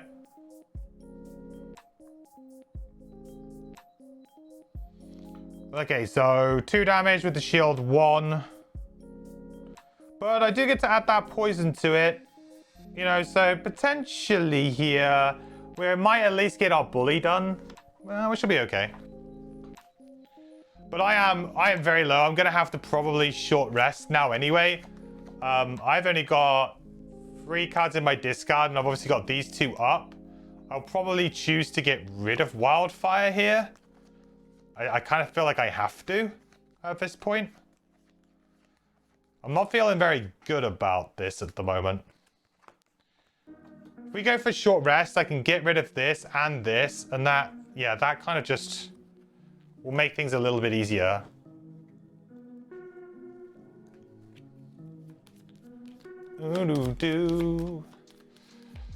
Oh, yeah, I think we can win, but it's going to be a little bit tough. It's going to be a bit tough.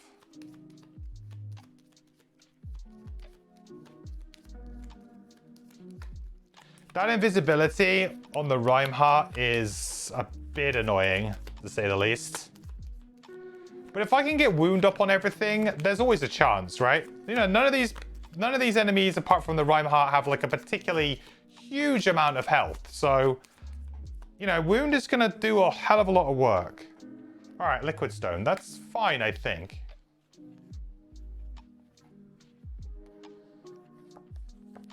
Right, so if we try...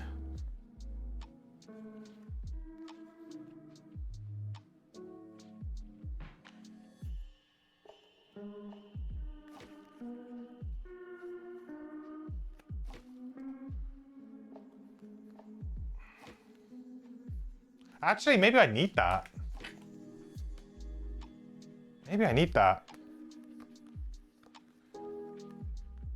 Realistically, I probably can't play Cooling. Wildfire is sort of okay, because I could get like a couple of wounds off, maybe. Not so bad. But Liquid Stone's my earliest initiative. It's 28, and all of my other initiatives are really late now. So... And it kind of allows me to push, which... Push with a bottom action, which is pretty unique. It might come in use.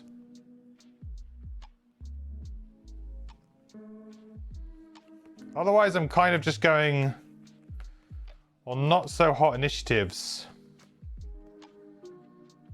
Yeah, I think I'm gonna rejig. I have a couple of other good cards, but Liquid Stone's just decent. It's an attack 3, push 2 on the top, 28 initiative, move 3, push 1, or consume Earth to make it push 2 on the bottom. Like, it's very solid. It kind of does... It's got the kind of potential to be a game-winning turn. Like, push something into hazardous terrain, attack something, draw the right modifier, you know, that kind of thing. I can kill the bone with the move push, yeah.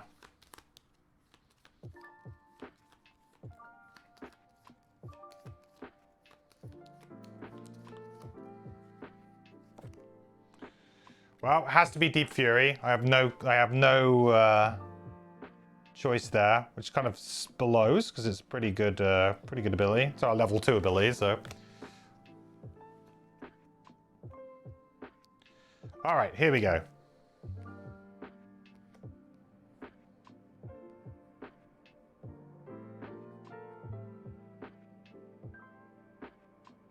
I really, really wish this guy wasn't invisible right now. That's so annoying.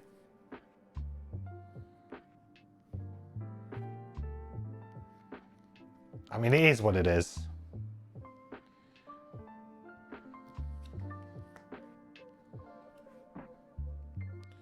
We need some big turns. Big turns, please.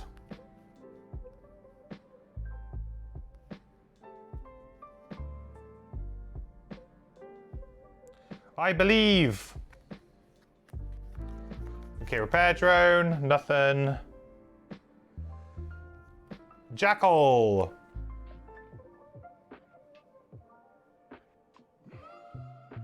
Attack him for 1. Was that a +1? What happened there? Did it draw 2?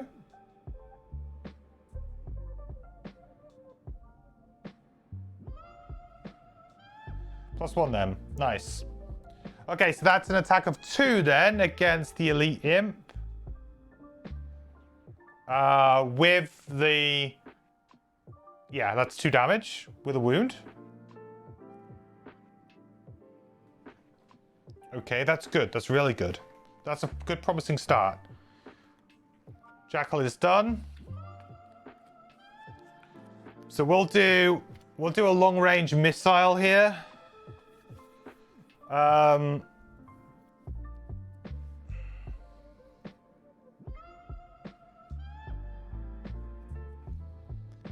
think we'll target.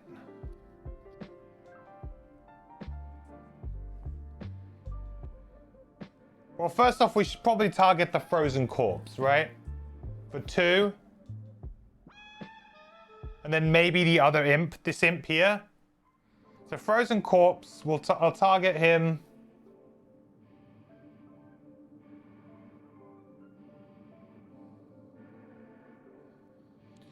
I guess the only thing is I won't get my battle gold done if I do this in a certain way. What's the, he's not moving at all. I'm consuming the fire, I think. Oh no, I'm not consuming the fire. But he's only moving for 3. That's fine. I think I have to actually attack the living bones here, because if I can do a little bit of damage to the living bones, that will allow the push to kill, which will satisfy bully, which would be nice. So I will attack this snow imp down here, I think. Kind of makes sense to do that. Oh, actually, no, it doesn't. Yeah, it doesn't.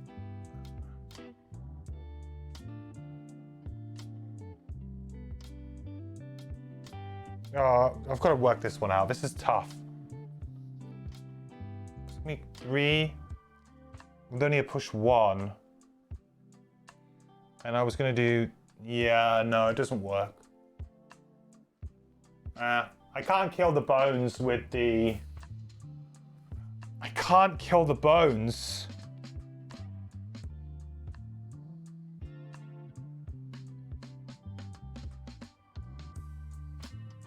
Shoot.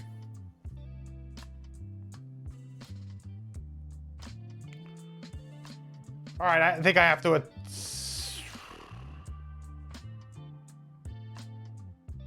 Because I want to kill the imp and the bones. I want to kill this imp and the bones this turn, really. With the Pyroclast. And I can't do that because it's not... The hazardous terrain's not in the right place. This is where the hazardous terrain not being in the right place comes back to bite me. Anyway, let's attack this one because we just don't want him around, right? So it's going to be an attack of 2.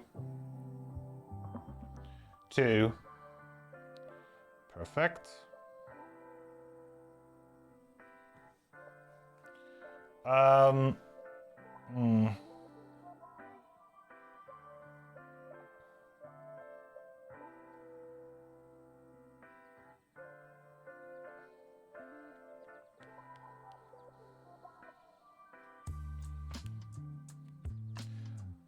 Oh, actually, I can double attack there. That's not so bad.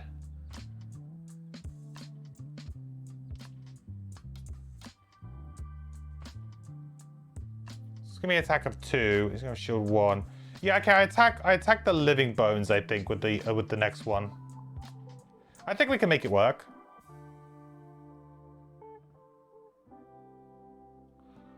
Did it draw 2 there? This is really annoying me. The lag. I swear this has been. Redo. It's been really laggy today. So it's a +1. That's probably not good for me. So it's 3 with the 4. Yeah. So it's 3 with the poison. 4. Fire shield is 3. It kills it. Hang on a minute. Doesn't kill it. Excuse me. Okay, well, I guess that means the battle goal's gone. I was trying desperately to get it, but battle goal's gone. That's fine. It means I can at least concentrate a little bit on something else, but yeah. Probably should have done that attack on something else.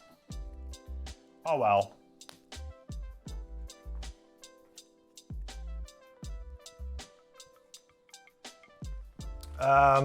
So Pyroclast now. Look, it's added like a bunch of extra drones. Where's that? What the frick is that about?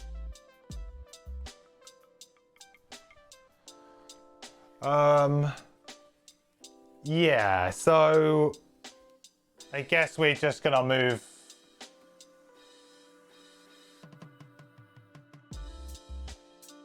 To here.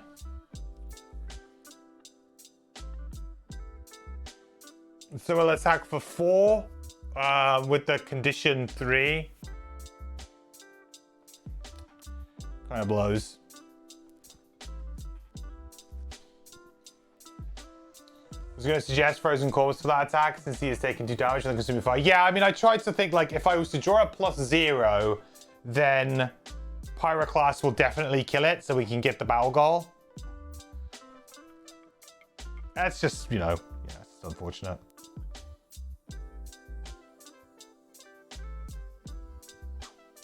Well, that's good. So that's 4 damage. Straight up.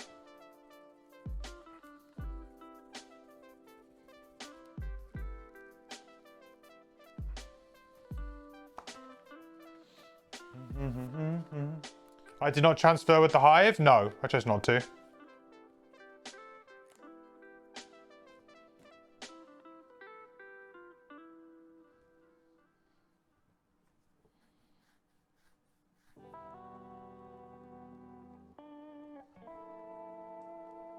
I guess I could have and then got the chest, but ultimately I felt like there was no real reason to.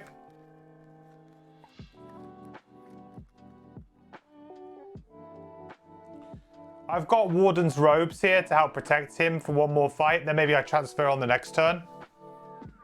Also, this is going to die and then I can do like a double loop.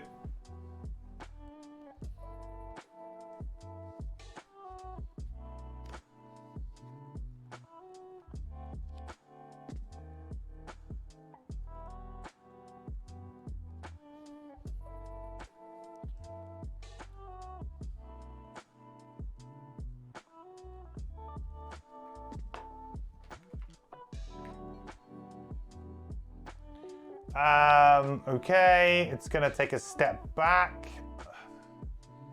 I guess we put it here. Makes it a little bit easier for me for both my 2 characters to get. So it's gonna be an attack 1 with push. So first up on the hive.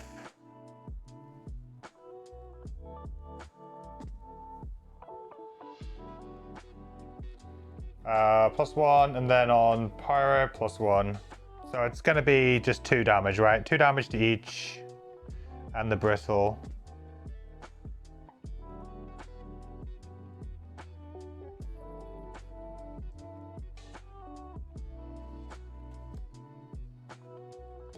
Oh, push 2. So...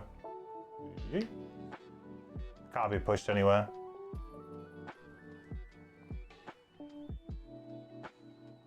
Okay, gonna consume that fire. It's gonna get for a move 2.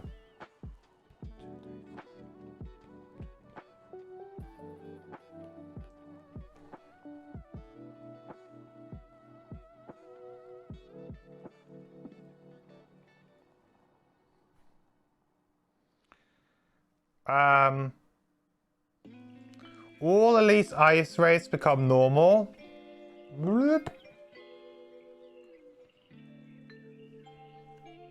Heal itself for 1, doesn't need to. Move 5, attack 2. So it does have target 2, so it will probably move here to try and target both of these guys, I think. That only seems fair. So it's going to attack for 1. So 1 on our Jackal. 1 damage. I'll probably use this now, because I'm probably going to swap in a minute anyway. So yeah, I mitigate a point of damage there, and it takes Retaliate. And then attacking the 1 damage on the Elemental Anchor.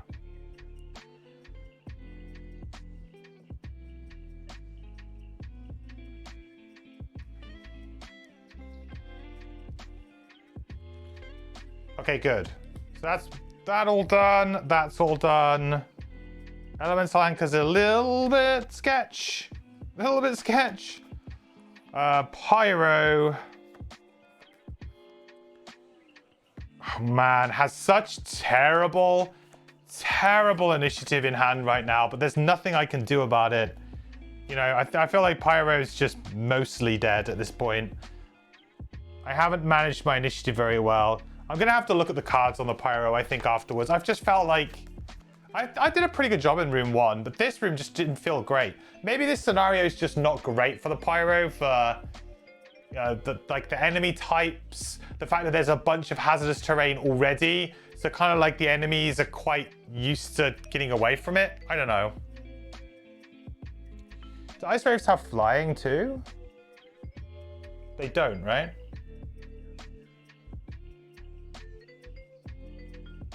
I could just pull him like through here, right?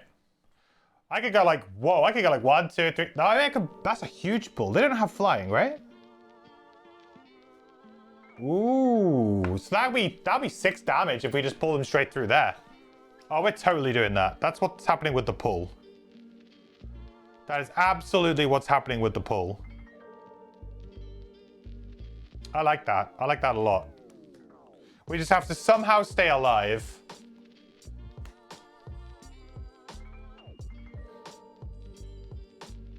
He's normal now. So do the elites have flying then, do they?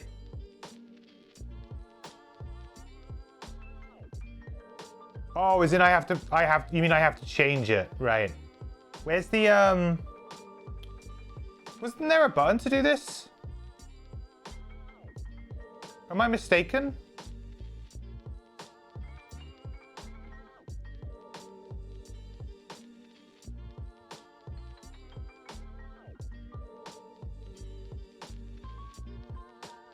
How did we do it before? Should I just add a normal one so we can see it?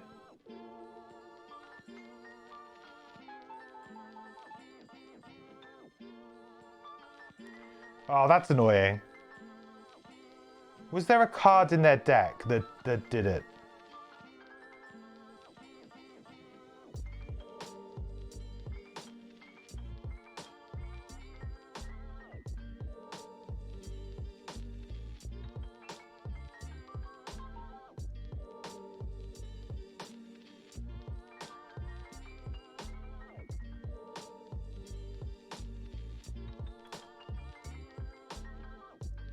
Yeah.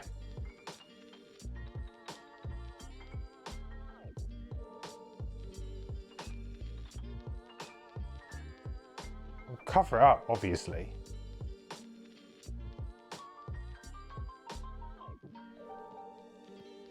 I don't know how to show that, but I think he has. Does he have shield now or something?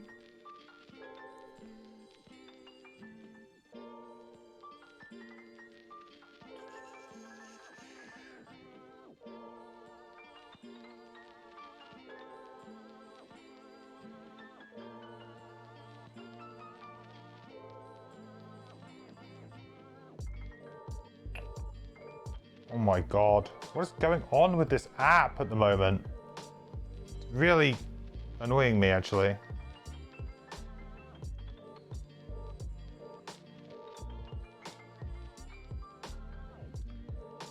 So what does a normal have? Normal has shield. Okay, so retaliate on the elites, shield on the normals. But neither of them have flying. But the elite, but the Reinhardt has innately immunity to disarm and stun. Gotcha. Right. Okay. Sorted.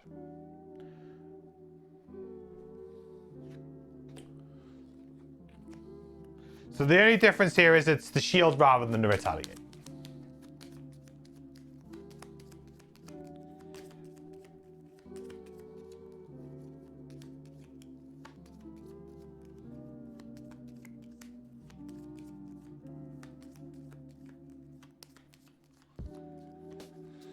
Ooh, another short rest.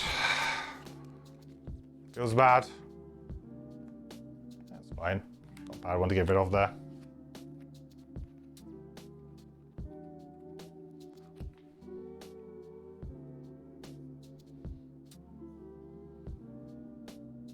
Technically, we can go a little bit earlier than that, 72. So what do I want to do here? I guess I want to go early. I want to get that. I want to get that off.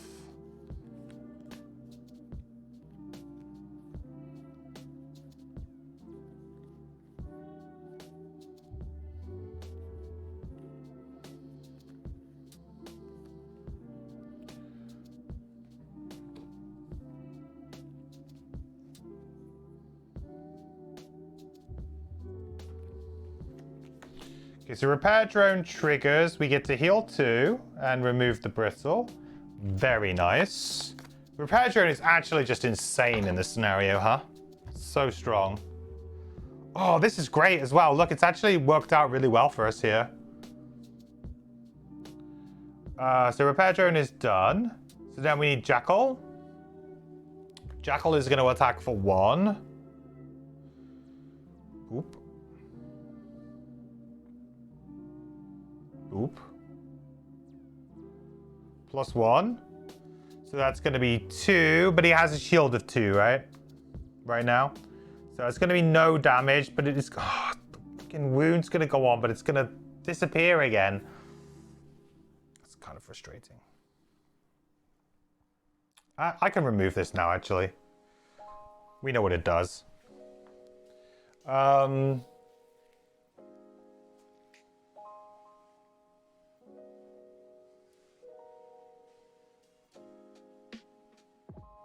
Okay.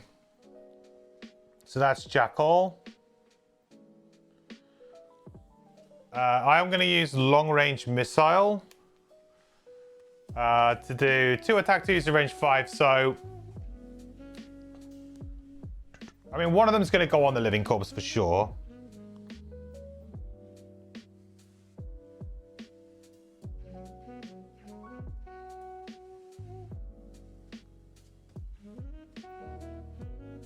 Ugh. So no damage to the living corpse. And then I guess I do...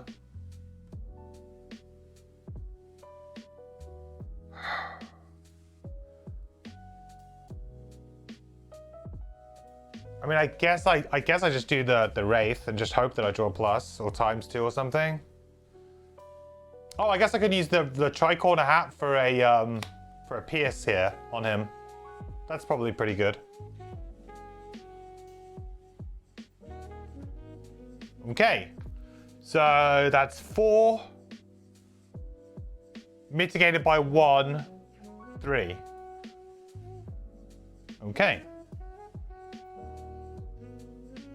All right.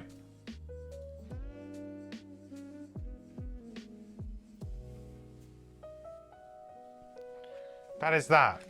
Then we are going to transfer.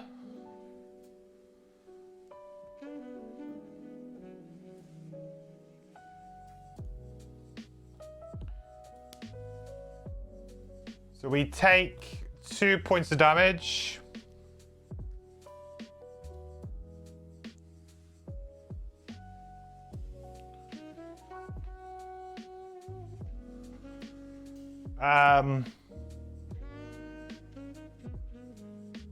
Then we get to do a loot 1, and so we'll pick up this chest and this nice little piece of loot. That worked out nicely though. More coins and whatever this chest is. So the chest number is 39. Okay, come on, good stuff. Good stuff, or do you know what? I would take just a bunch of draws from the loot deck at this point in time.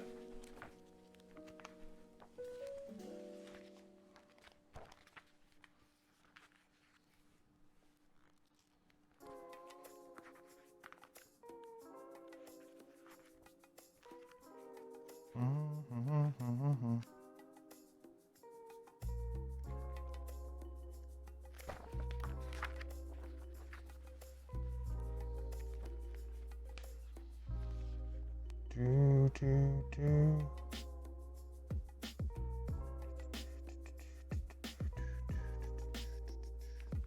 60, yeah, 39. 39 even. 39. Unlock a random side scenario. I mean, it's fine, right? Not really one that I'm like, not really what I want right now. I've got plenty of side scenarios, but I mean, it's good to get them.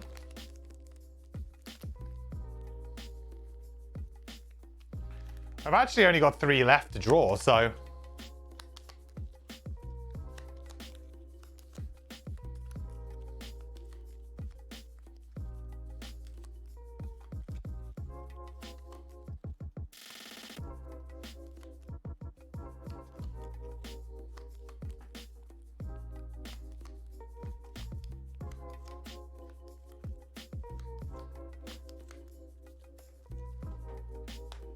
Ooh, wolf.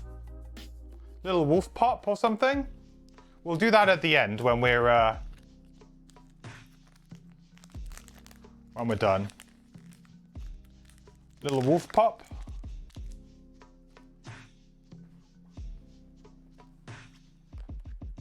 Okay. So that's hive done. I could, I guess, use the major frenzy potion, but I think I'm gonna try and be sneaky here and kind of use it to maybe get a double kill at some point.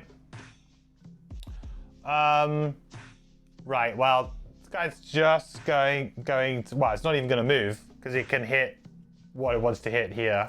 So it's just gonna be an attack 1, push 1, create ice on the pyro.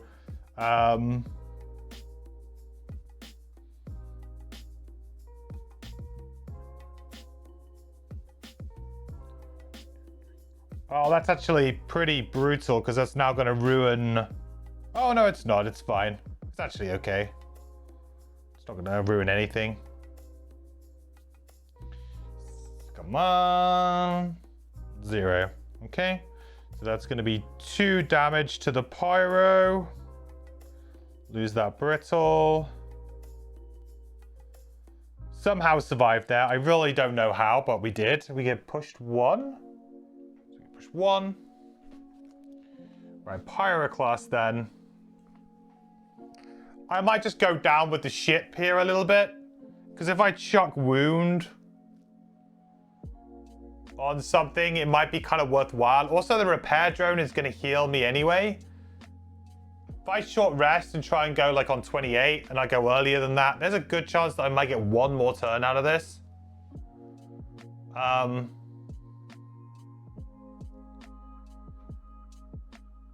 It's either that or I just, you know, blow this up to kill the imp. That's the other thing I'm thinking.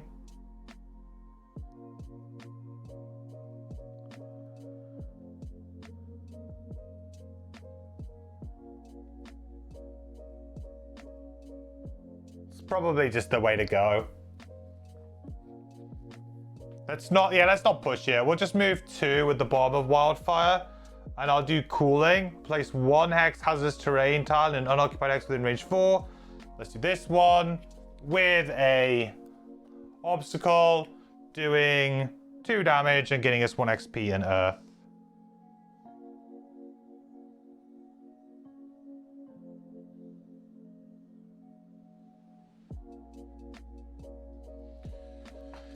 Safe plays, safe plays.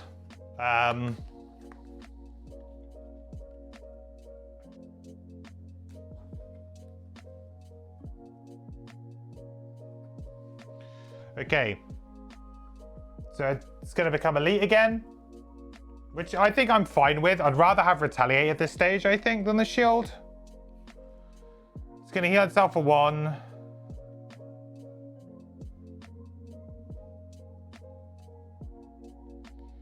It's going to do an attack 2 on both of us, really.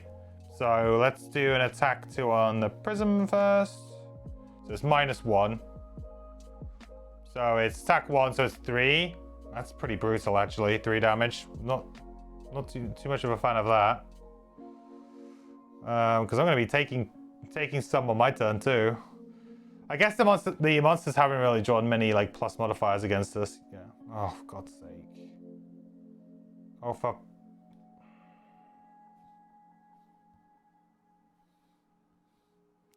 I don't know what it is. I'm going to have to maybe look at my phone. Maybe it's my phone. I don't know. It just feels like it's been really... Oh, I've done it in the wrong order now. It feels like it's been really laggy.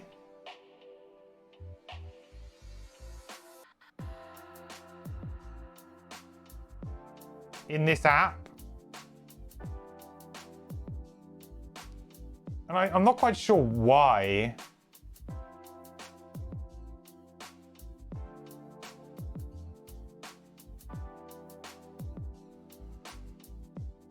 Oh, I've shuffled the whole thing now. It's fine.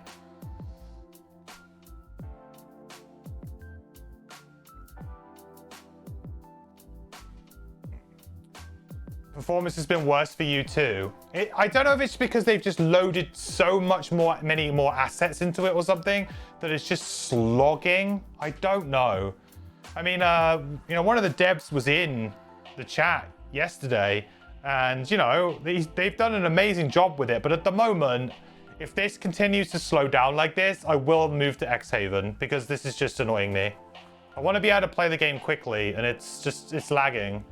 So I don't know what they've done recently with adding stuff to this, but whatever it is, they're slowing it down somehow on average devices, I guess. I don't know. I mean, I got a Pixel 7 or 6 or 7, 6, I think. It's not like an old phone. It should be fine.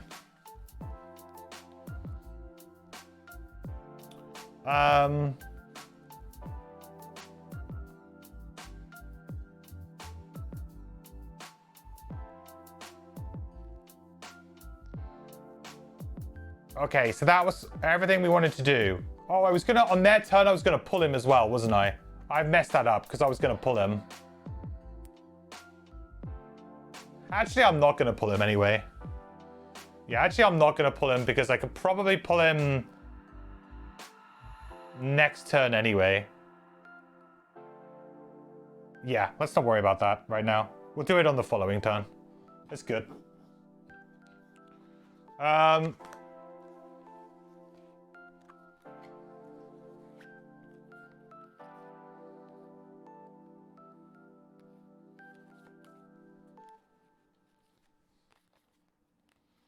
I have only got late initiatives right now. I think I'm going to have to short rest. Ugh.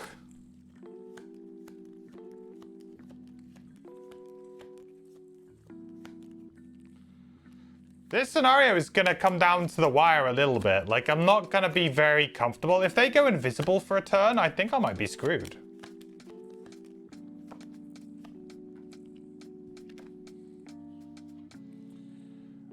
That was a pretty good card, but I don't think I can really afford to burn another one, can I? Not really.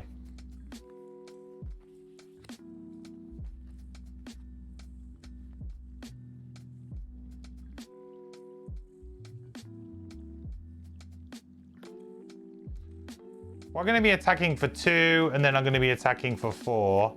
2 and 4 into a retaliate 2. I can't burn 1. No, I don't think so. Pyro, also short rest.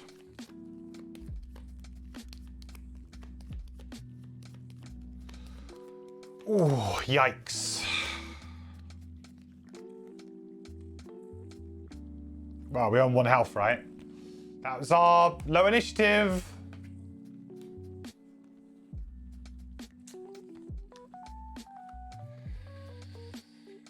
I mean, maybe we just burn a card and see how it goes, right?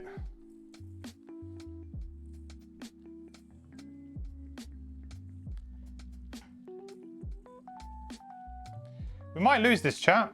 We're either going to win it maybe on this turn, or we're going to lose it maybe on this turn. That's my prediction.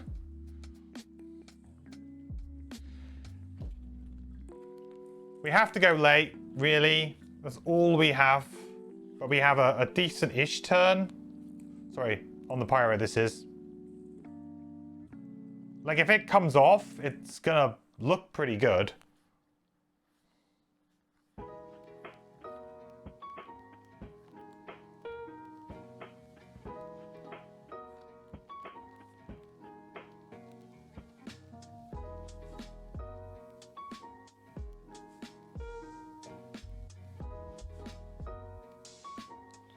All right, let's do it.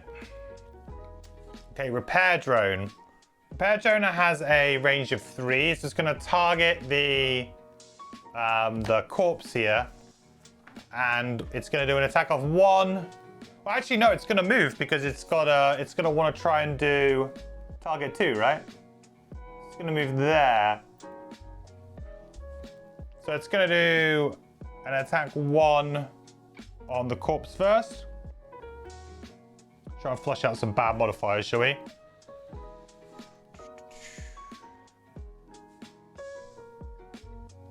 Okay, that's a pretty good one. So that's going to be, well, actually, no, it's not, because it's going to be attack of 0. So it's an attack of 1 against something that has shield 1, so it does nothing. And then again on that one. But this time it could do damage here if it draws the right thing. Okay. No damage. So no damage to anything. Thank you very much, Mr. Challenge. I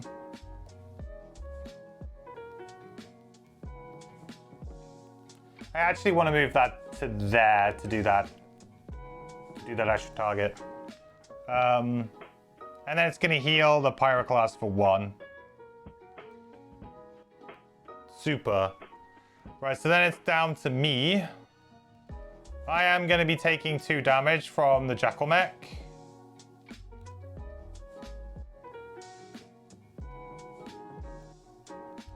Kind of brutal.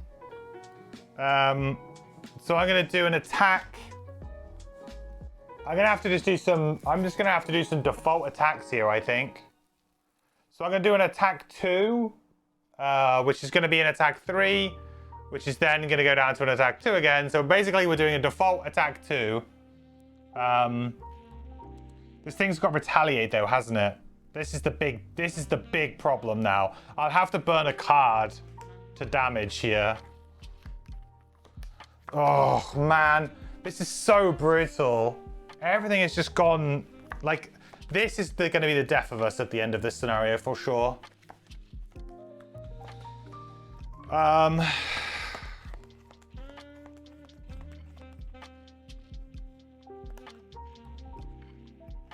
The other thing is I could just try and do long-range missile for the top, but I was going to use launch pod for the heal on the bottom.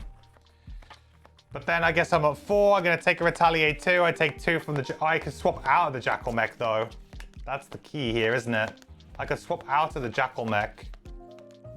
But I need to heal before I attack, which means then I can't swap out of the Jackal Mech. But then if I did swap out of the Jackal Mech, then I could do 2 range attack 2s, which may be better in this situation. God damn it, this game. And I feel like I've swapped into the Jackal Mech for no reason. But, I mean, what else do I do?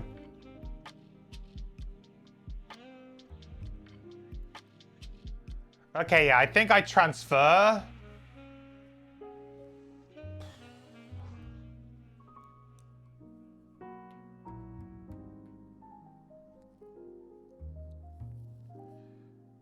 And then I heal 2.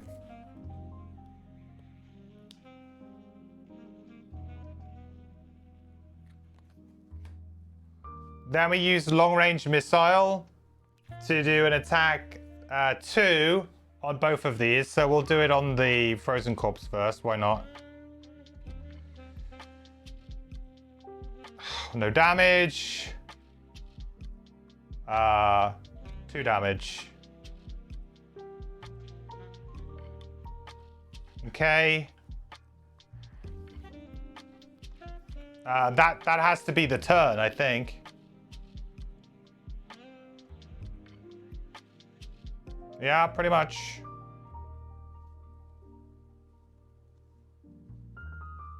Mm-hmm.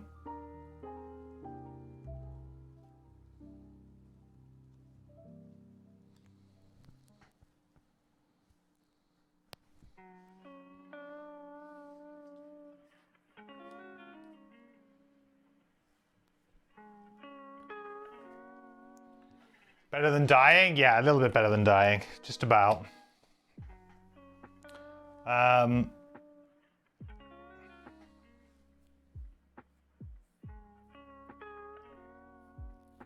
The annoying thing is I've ended up not being able to really do anything apart from maybe... I could chuck a wound, I guess, onto the frozen corpse, which is something now. That might be okay.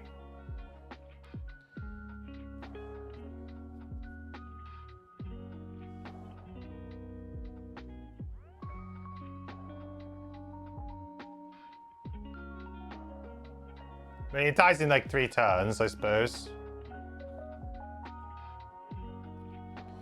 Okay, so it's going to attack the Jackal for 4, but actually 3.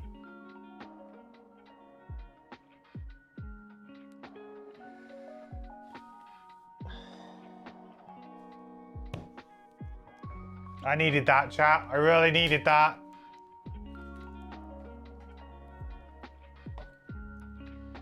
Then onto the altar. Why can't you just do it the other way around?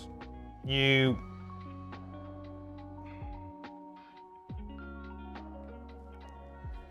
Only dies to a +1 there.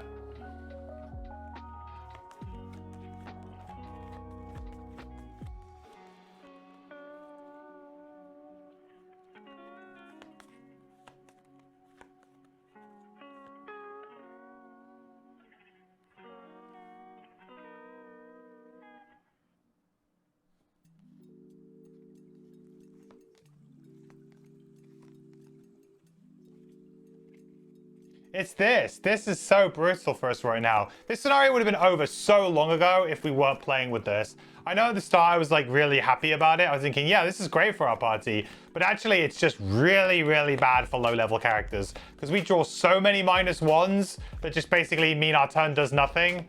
It is abysmal.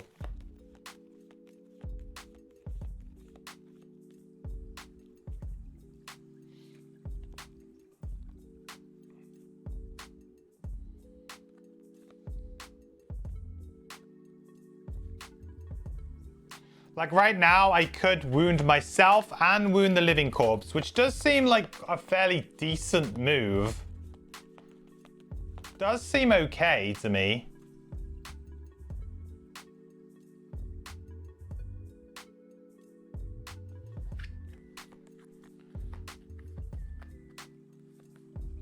It's either that or I just attack him for 1. And what? Hope that I draw a +1 to do any amount of damage. Feels good. And then I then basically have to short rest and hope that I get another go after that. I don't know. It's... Ugh. I guess I do have to go for the attack. I have to hope that I draw a +2. Sure. I guess so. Can I still use my Frenzy Potion? Yes, that's the key to winning this scenario. I've kind of held it here because I want an opportunity to get them both. But the problem is that the only way I'm going to do that is that if he focuses this at some point and goes like, oh, okay, I'll trundle over here and maybe go here. Because this is going to focus this pretty much forever now. So the only other thing I've got is the attractive bracelet, which I'm kind of... I want to try and pull him through here and here.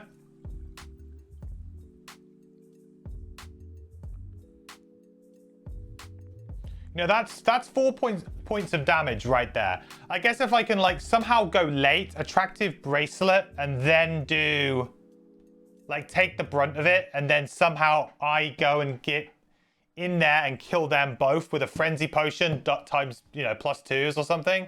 Like there's a route to win. I guess I'm just gonna do a default attack anyway for now. See if I get anything out of it.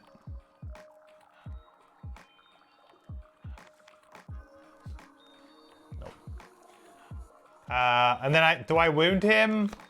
I mean, probably not, because I take 2 damage from the brittle and the wound, and I've got no heal, so I guess I could heal myself for 5 here to keep myself in it and tank. Because I'm not gonna move. Yeah, maybe I do that actually.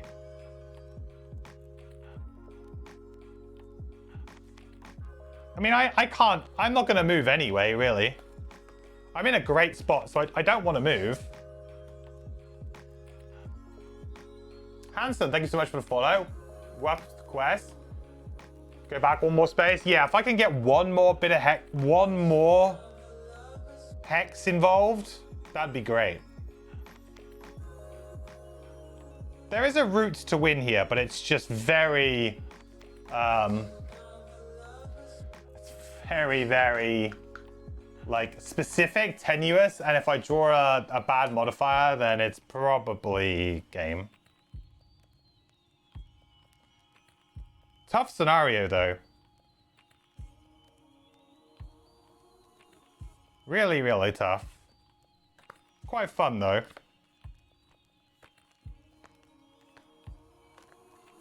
So what do I do here? Do I short rest? I've got... No, I mean, I guess I have to long rest.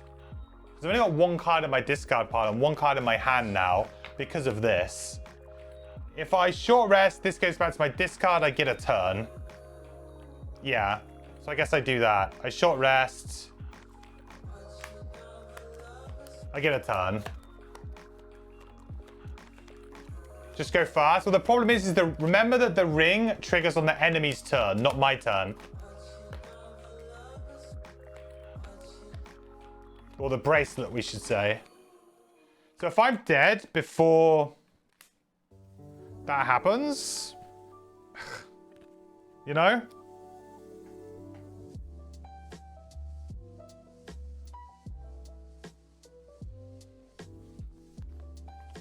I don't think I want to go fast here. I mean, I'm not scared of the elemental anchor dying, am I? Let's be honest. We're not scared of the elemental anchor dying. We just need to make sure that we pull them right.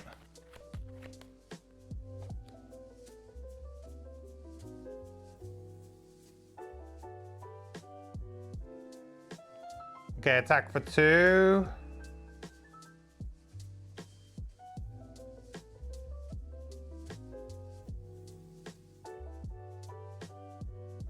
Oh, I needed to do it on its turn, right? Let's do that again, sorry. So, I pull it. Yeah, I pull it now. Sorry, I pull it now. So it's going to take 4 points of terrain damage. Then that damage is actually done to the pyroclast, sorry. And then I also get attacked on the hive. Okay, that's fine.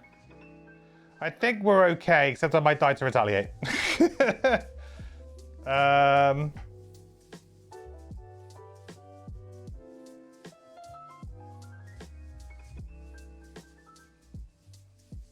So it's going to attack for 3 and a push. Oh, this could be really good. Let's just not die here, folks. Oh my god, are you kidding me?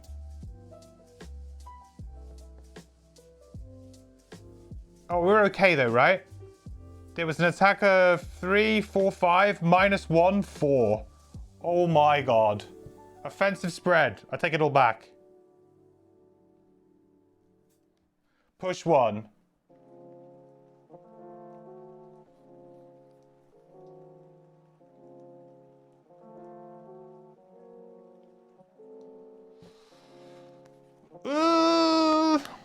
I couldn't go fast, banker. I had no fast cards on my pyro. But it's okay. I think we might be okay here. So I can do cooling now. Which is super good, right? I can replace this hex with an obstacle, doing 2 damage to both of them.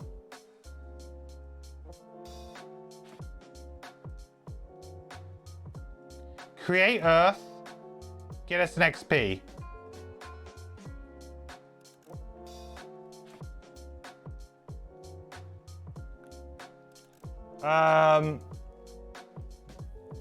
And realistically, I mean, I got nothing to do, I guess.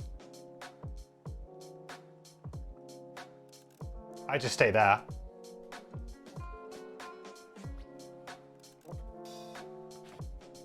This could be the key. I needed to get rid of these. So I'm going to heal up for 2 on my turn.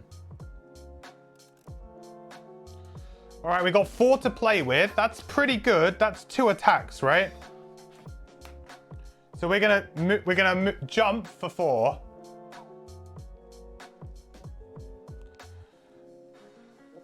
We're gonna use the Major Frenzy Potion.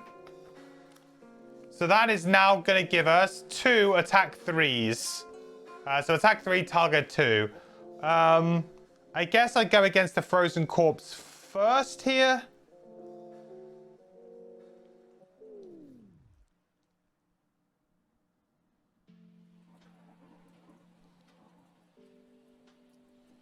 Frozen corpse attacking for 3.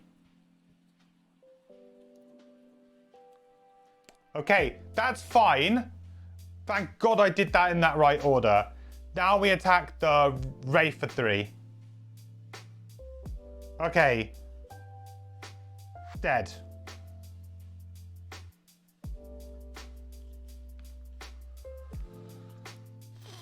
Okay. I have a bit of a dilemma now. Because obviously I can just attack him again if I wanted to. But then I'll be leaving loot on the board. Which is not ideal, as we know. I am going to be healing, and I will be able to short rest next turn and get a 19 initiative card out.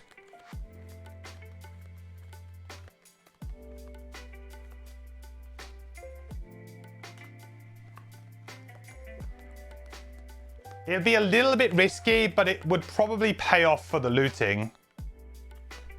It would probably pay off. Loot is too important. Well, not losing a scenario is also quite important right now.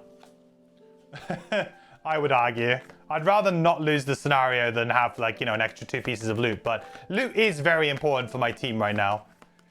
Yeah, there's no doubt in that. I think I will just... I don't think I will attack him. My worry is that if I don't attack him, though, my miss is going to go back in. And this is where the game will come and bite me in the butt, right? Because at the moment, the miss isn't in the deck. So, I mean, sure, I guess I could draw a -1 here or whatever, but...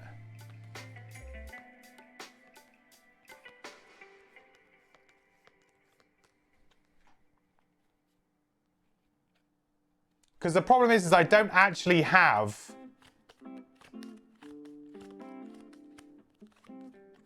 I'm going to attack him. Because the problem that I'm having is that I don't actually have that many... Like, all of my attacks are default attack 2s. He's on 1 health. I've got no way of wounding or anything.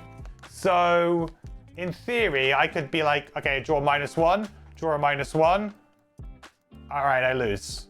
Or I could draw a miss, -2, -1. Like, there's so many... Like, it's... With a shuffled deck, I could quite comfortably lose here. If you have a look at, like, how many cards I currently have in my discard as well. I mean, like, I guess we're fairly evens right now. We've got 1 +1, 1 -1, a couple of zeros, so... But obviously, that's all going to be reset. I think I have to take every opportunity to attack that I can. I don't want to leave the loot, but I also really just don't feel like this is a job to push it. I've got... I'd have to short rest, and then I would be basically down to, like, 2 turns? 1 turn, I think. And if I miss, I miss. It's game over. Or if I draw a -1, it's game over. Yeah, I have to draw. Okay, cool. Would have been fine, but it is what it is. Let's not, Let's not push it when we're playing new characters, right? Let's play safe. Default attack 1s. Yeah, default attack 1s. When I haven't modified my attack modifier deck hardly at all. Nothing could possibly go wrong, right? I'm not taking that.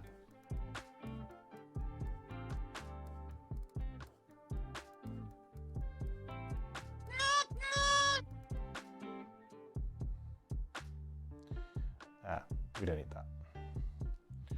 All right, GG's. I'm glad we did that on the 2nd attempt. I am. I quite like this scenario, but it felt like, boy, did it feel like a bit of a trial by fire with these new characters. Whew.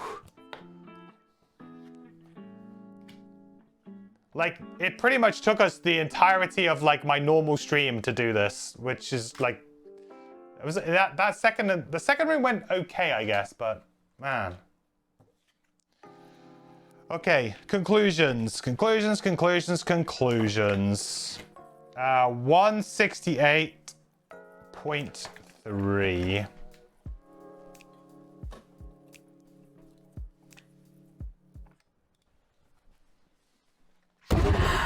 The wraith disperses into the air, and the other creatures lingering in the area take flight, leaving you in peace. Without a sound, Voice of 8 materializes in front of the elemental array, and they position themselves around the device, chanting words of an ancient tongue. The sound of their 8 separate voices is eerie and beautiful, and it makes you wonder how much of their individualism they each gave up to sustain their existence.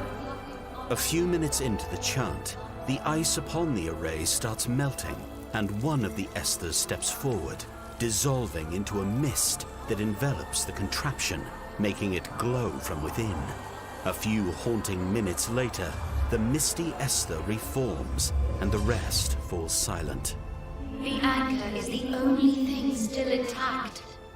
We must find new elemental cores, at least 4 of them, and put them back into place, or this array will continue to be nothing more than a memory of ages past. We will search them out across the plains and return to you when we have devised a way to retrieve them. Ooh, MacGuffin. Although this is pretty good. So gain 2 collective wood and 2 collective metal, which is nice because we can just put that straight into our we can now just put that straight into our personal reserves to buy some stuff maybe if we need to. Add 95.4 to the calendar in 6 weeks. Okay, let's do that. And we've got time for an outpost phase. Hopefully buy a few little things. Buy a few little things.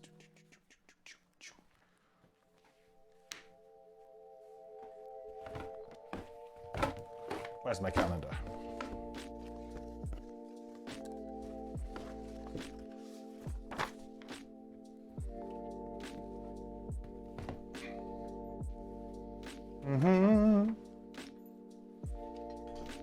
I am quite happy that we got that done. Oh, it's quite far away. In winter, that be. In winter. 95.4.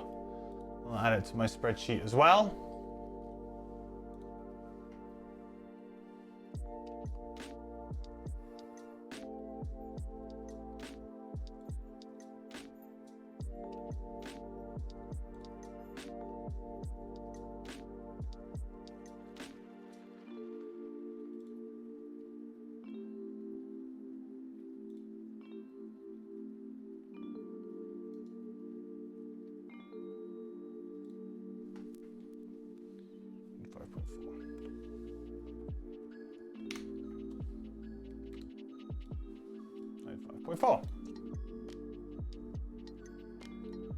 Excellent.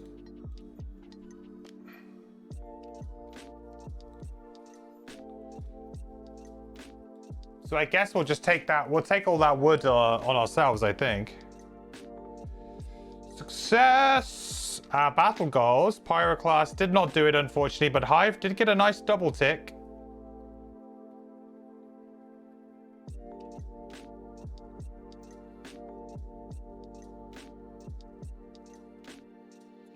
Pyroclast did not pick up anything. Was it 2 collective wood? And okay, so I guess we just go like 1 each. Seems fair. Actually, maybe not. Maybe we give all 2 to the pyro. Yeah. Considering that they didn't get anything that scenario. Then they might actually be able to buy a few items to help. Okay, that's going to go away. Arrow vine, we've got 2 arrow vines. They'll go straight into the supply.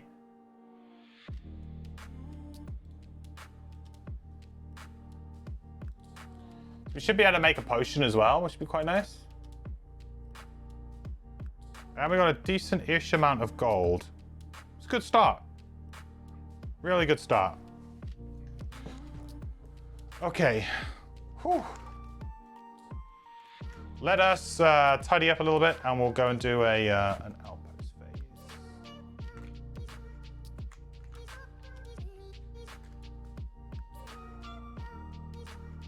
Yeah, it was like that scenario was yeah, it was pretty fun, I think.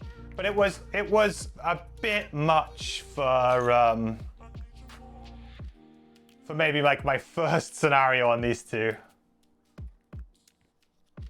But we got there in the end. We roughly figured it out. I still felt like I didn't have a very good time with the pyro, especially at the end. Like we had a really good room 1 with the pyro, and then room 2 was like not as good, and then room 3 was like, what are we doing? I don't know. Like, we just kind of fell off. I guess we shouldn't have probably burned Igneous Path when we did, but we lost firebombs, so we didn't really have another great way of just chucking a load of hazardous terrain out there. And in the end, it paid dividends. It did come off in the end. It just took a bit longer than we thought.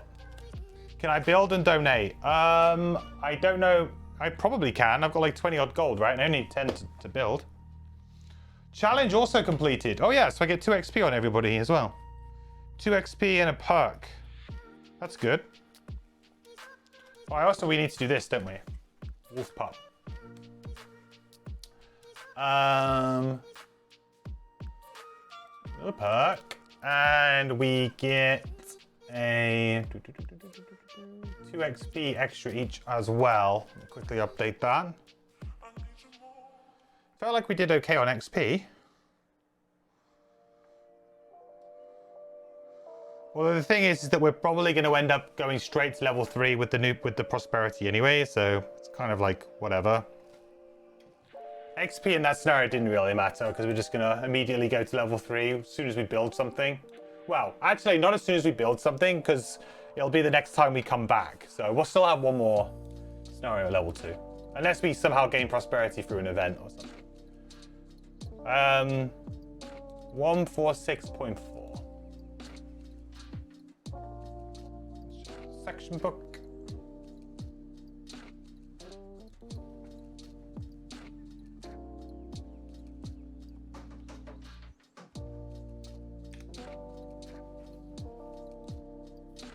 Ooh, it's a short one. As you look down, you hear a tiny squeak. Well, isn't this wolf cub just a little treasure?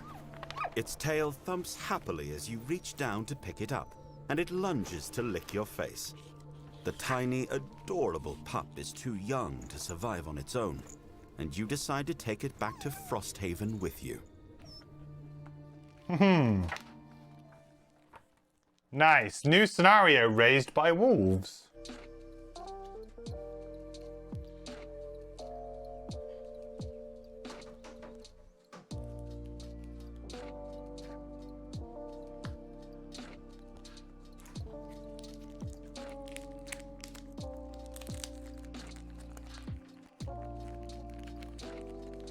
So that is scenario 112 that we've unlocked there.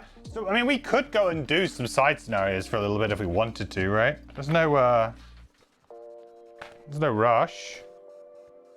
And it's kind of nice to do side scenarios when you're sort of learning a new party.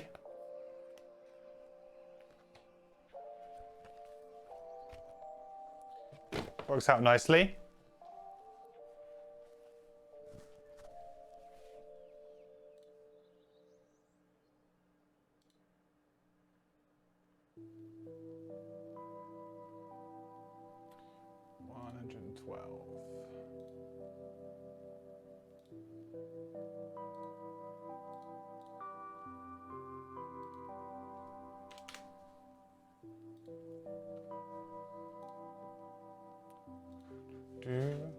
Have I done any side scenarios? I think so, yeah. I think we have done at least one.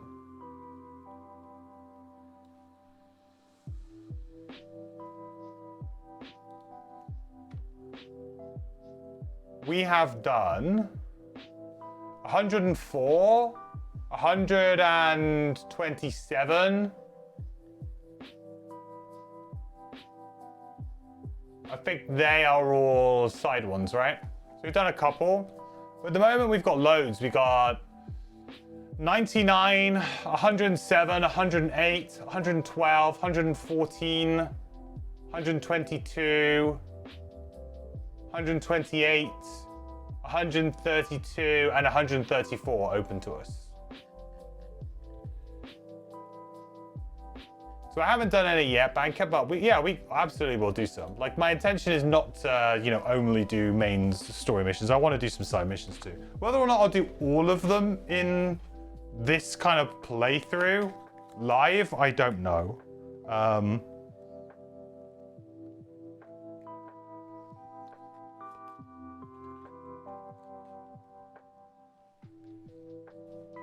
But we'll certainly do, like, and if there's any in particular that you guys like, yeah, that's a really good one, you should do it, then, you know, let me know.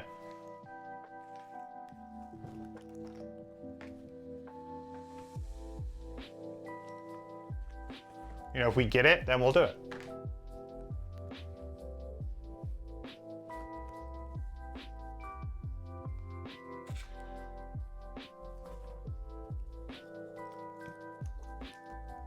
Right, let's just push all this off to the side for now. I'll tidy it up later. Oh.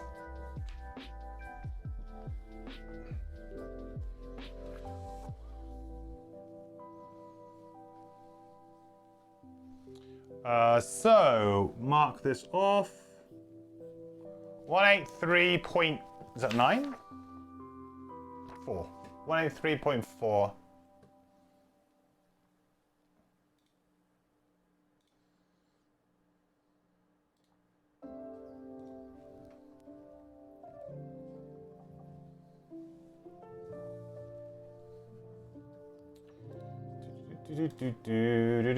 Do.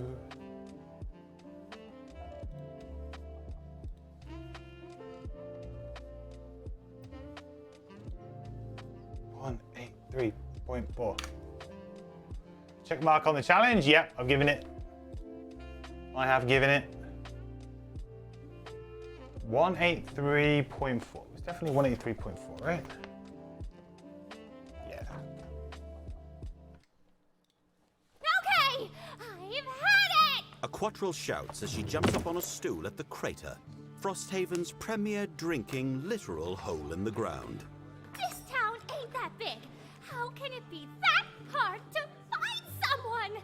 The Quattrell is fuming. I swear, when I find them, I'm gonna... She trails off, angrily glaring around before hopping down and stomping over to the closest table. You hear her asking patrons if they know someone, but she keeps stumbling over the pronunciation of the name. It's butchered, but it sounds like it might actually be you. You raise a hand and she shuffles over, the picture of anger. She slams a letter on the table in front of you. That's how you pronounce this? Oh, for fuck's sake! Finally! As she drops her backpack on the ground and starts rooting around in it, you examine the envelope. It's from the well-respected merchant you wrote a letter to. You can't believe they took the time to write you back. I dragged this stupid thing all the way back from White Oak for you! Wow. Okay, so that was when we had that event where we could, like, write a letter to a hero to say we like it. We gain a giant sword. Nice. Hey, I guess being a pen pal with a famous adventurer has its perks. 206. Is that a good item or? I guess we'll find out. 206, huh? Is it a purchasable item? It is. Guess that makes sense. Wouldn't be a craftable one. 206. Giant sword. Whoa. Look at that. During your melee attack ability, if you have not moved this round, add +2 to one attack, and you may perform no move abilities this turn. Ooh. Oh, but you have to put 3 -1s in your deck? Oh, man. I mean, that's just going to be 20 gold for my team, isn't it? Boo. If you didn't have to put these in, I would totally play that. But neither of my two characters has ignore negative item effects, I don't think.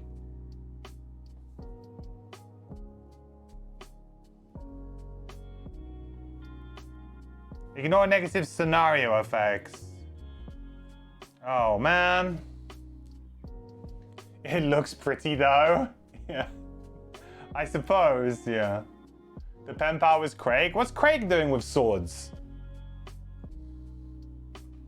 The astral have? Yeah, I guess this is kind of like an astral, very astral themed item. But Craig shouldn't be messing around with swords. He should know better. They're sharp and dangerous. I worry about him.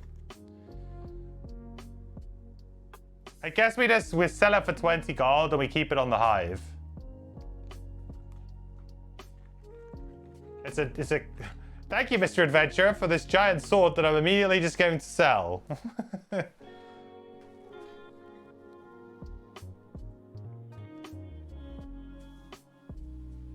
Okay, event time.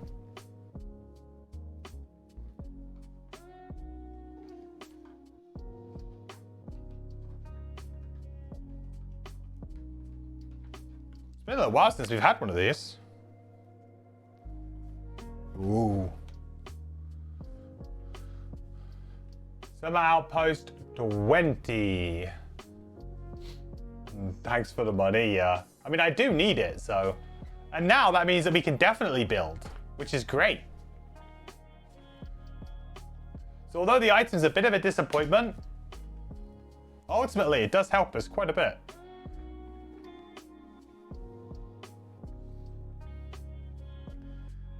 Should include the gift received on those presses, standard practice. Yeah. Where would I have to return it to though? Man. All the way back in Gloomhaven. Summer Outpost 20.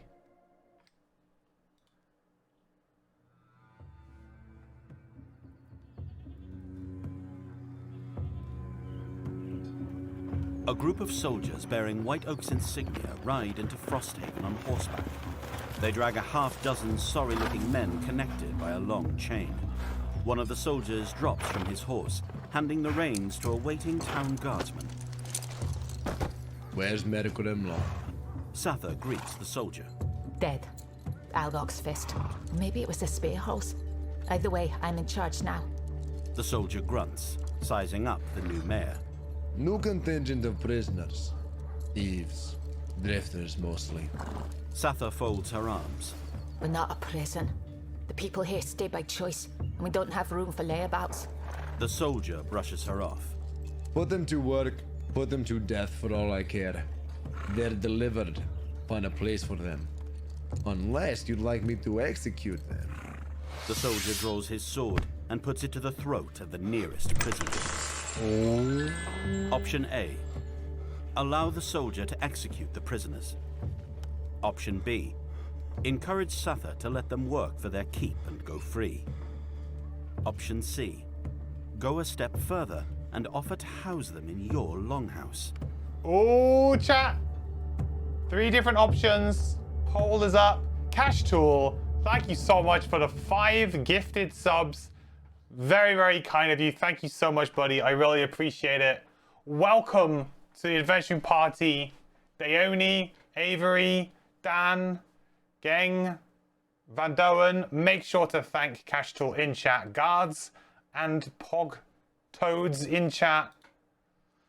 Thank you, man. It's very, very kind of you, Cash Tool. I really appreciate it. Thank you, buddy. That means a lot. Thank you so much. And welcome all new people to Adventure Party. Good to have you here with us. But now you have a very important decision to make, chat. Do you option A, allow the soldiers to execute the prisoners? Option B, encourage Sather to let them work for their keep and go free? Or option C, go a step further and offer to house them in our longhouse? Oh, what do we do? We're feeling nice?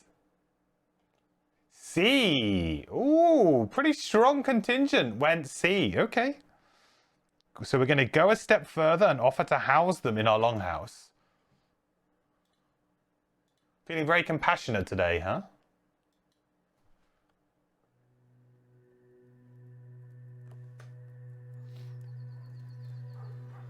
C. You know firsthand how difficult it can be to get a foothold in Frosthaven. And there's no need to kick these unwelcome guests when they're already down. You offer them a place in your longhouse while they're getting settled. The soldiers resupply quickly and start heading back out the main gate. Sather invites them to stay the evening, but their response is short. We've heard plenty of stories about the safety of this outpost, and we'll take our chances on the road. Good luck with the prisoners. I think you'll find that we've been very successful with our defense of Frosthaven so far. Quite rude, to be honest.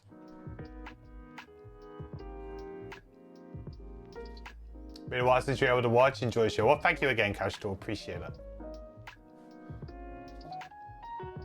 Add 41.3 to the calendar in 3 weeks. So many activities. Ooh, that's on the turn as well. Look at that. That's going to happen just before we go into winter. Well, just as we're going into winter. Because we're doing a winter event on that day. Cool. Great. So I guess we go to our favorite building operations.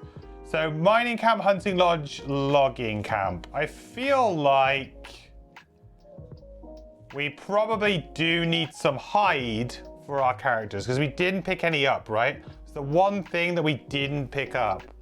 And hide is really needed for those boots for the pyro class. The pyro class needs 2 hide, is it? For the movement boots? So maybe we give them 2 hide and just let them kind of have at it. I think it was 2.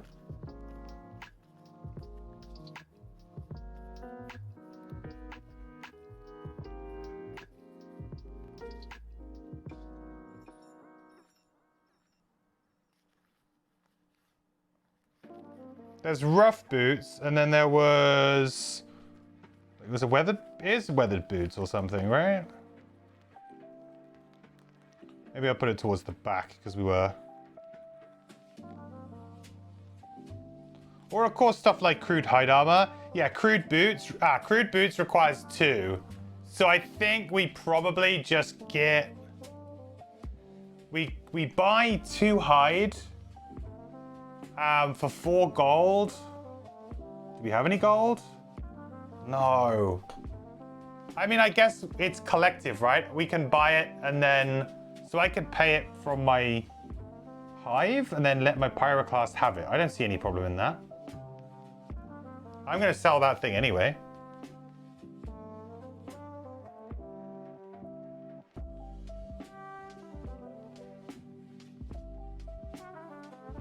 I just feel like it's really important to get that item because it's just been like, ugh,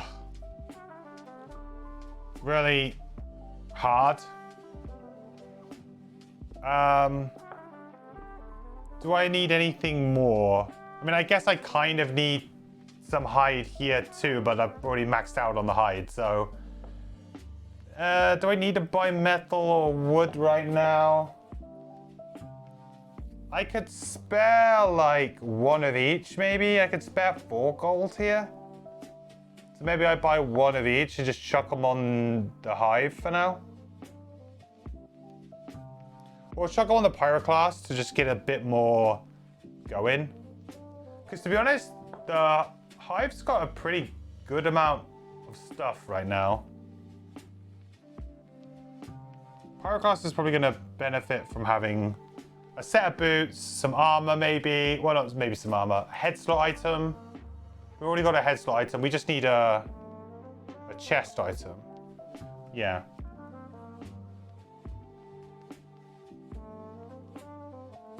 I mean, the thing is that if I don't need them, I can always just donate them into the supply, right? So...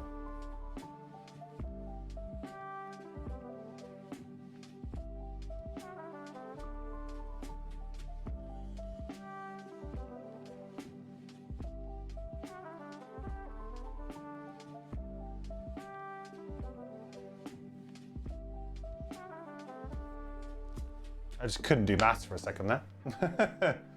Buy them all and sell them later if necessary. Oh yeah, I suppose you can sell them for 2 gold anyway, right? Pretty much. That's true. I kind of forgot about that. Yeah, you're right. I can always worry about that later, huh? So we'll go down to 9 and we'll just chuck another... We'll give them to here, there this time.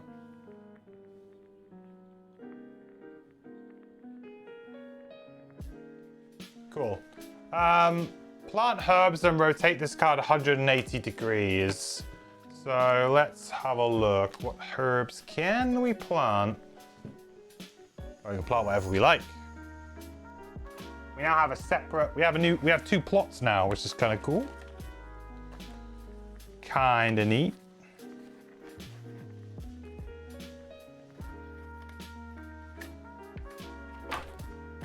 So let us get the garden. So at the moment we got axe nuts in there, which I think are probably not bad to get. They're probably fine, actually.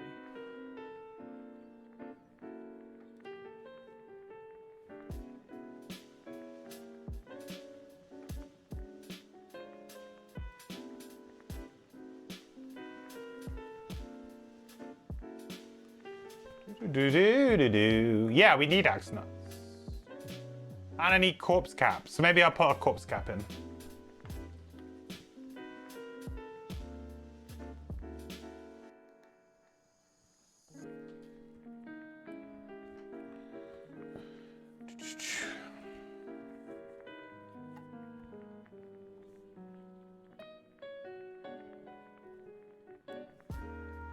Very cool. Rotate.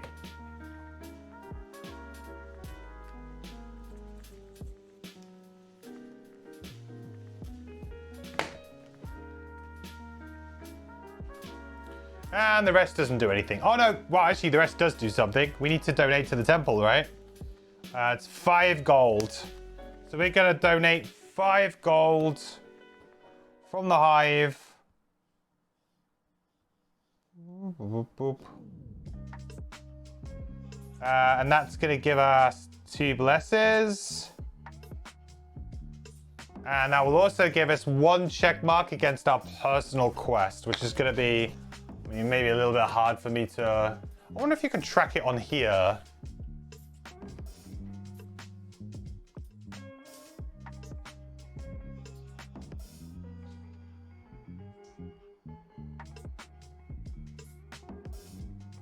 Is this just type whatever, or?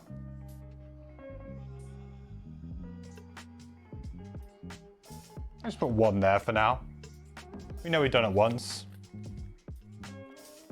And then definitely the rest of it we don't really care about.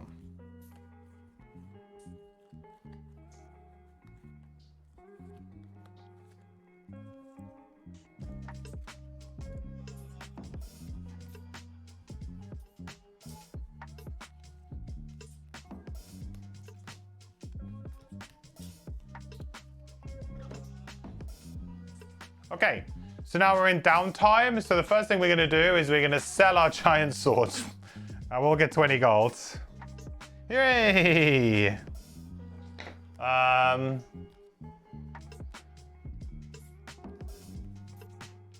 It goes into the shop, so we'll be able to get it later, so it's not too bad. When we roll Astral, maybe we'll grab it for fun.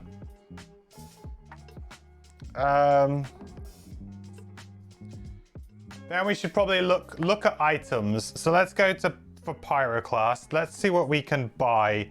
We got 2 hide. I think we absolutely want to buy the crude boots. So that's 2 hide gone. But that's going to be so important because we're struggling with movement, man. And it's so good with Igneous Path as well. Then what else have we got? We've got wood and metal, and we've got every other slot open to us. So we are kind of a ranged attacker, right? For the most part. Although, having said that, something like Crude Spear could be kind of interesting.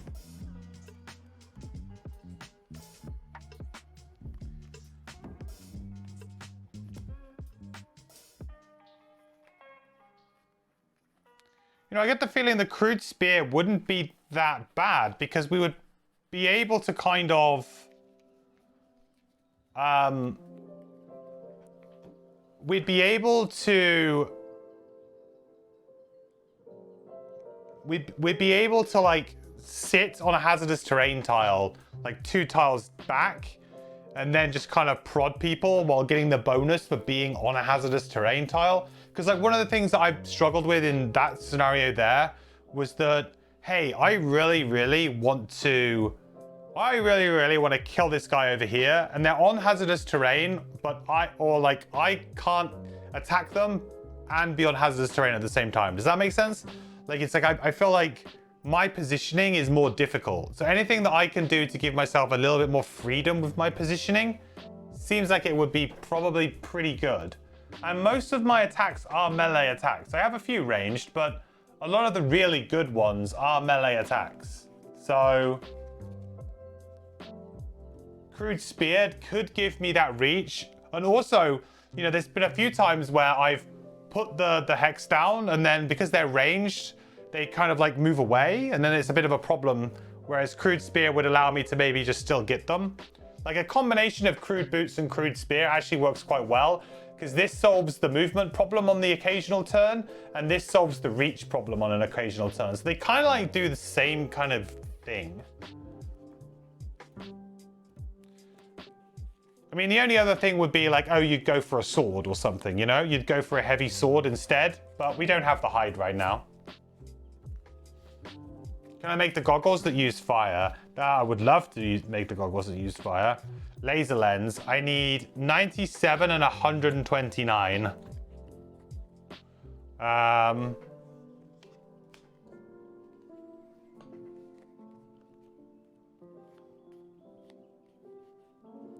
97 and 129. I imagine one of them is the telescopic lens, right?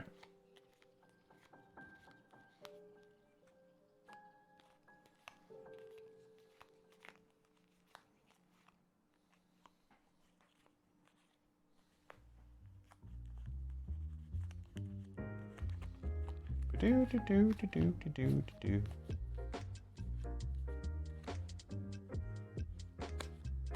we even have them? I'm not convinced I have them.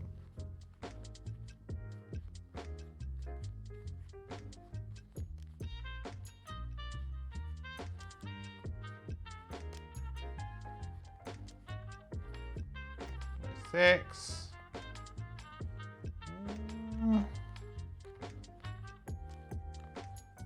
97. Oh, it's explosive vial. Oh, okay. No, I don't have that. I will have that soon, though. I'll have that my next Outpost phase. Yeah, I'll have that my next Outpost phase. What was that? That was 97, right? So it's 129. Is 129 also a potion then? No.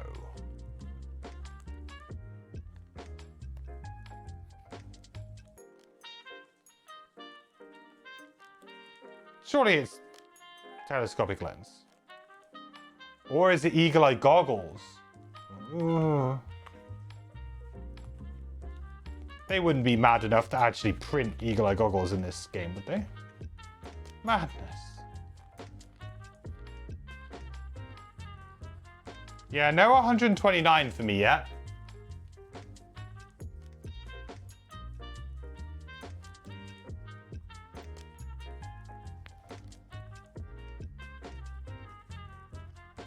So what do I have left? I have a metal and a wood. Or 2 metal, 2 wood.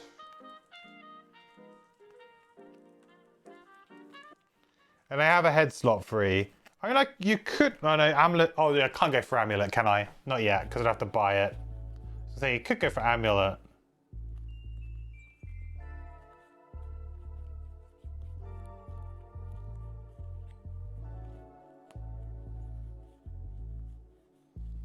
Hmm.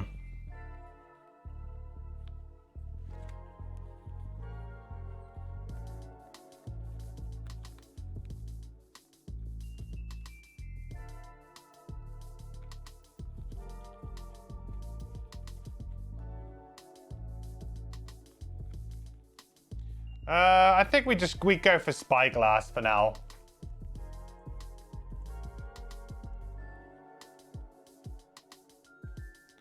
Really disappointing that we can't make laser lens. But oh well. So I think that this gives us a really good start. We can make this next, you know, whenever we want, really. So that's not a problem. But we need to find 129. So I think we make this for now. So that means that we've got 1 metal left and 2 wood left. And I feel like these 3 items are immediately massively make our character better.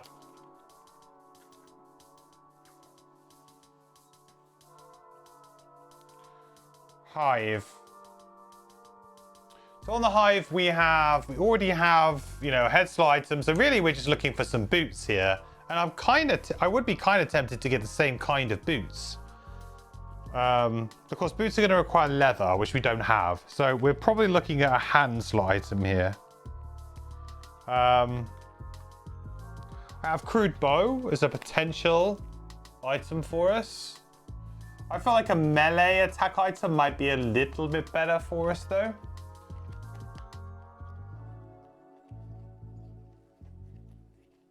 But we need, yeah, we certainly need some more stuff for this, though. Yeah.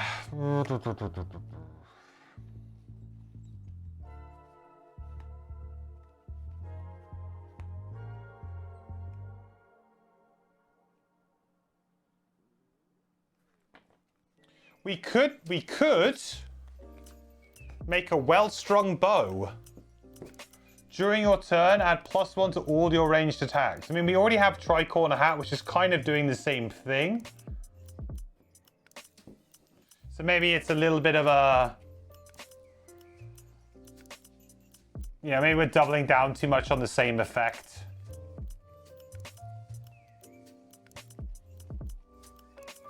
What other hand items would be good? These are all small items.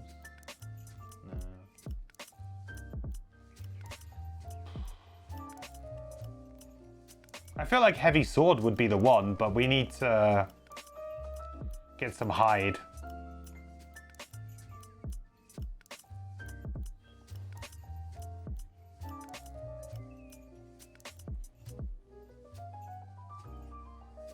Yeah, we need some hide, I think.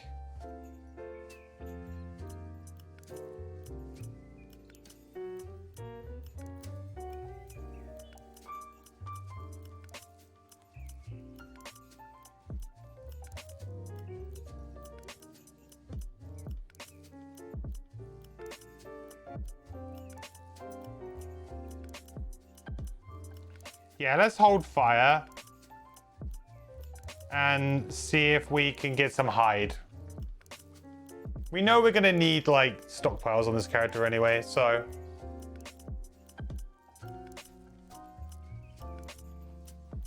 Now there's no point me crafting any potions either right now because we're maxed out on our potion slots, so that's all good. But I feel like this could be an interesting one to get, but it kind of feels like a little bit redundant when we have Tricorner Hat already. Do I want to know what 129 is? No. No, thank you. I would assume it's like eagle eye goggles or something. Something like that. I mean, it's got to be, right? It's like the potion plus that. It's got to be.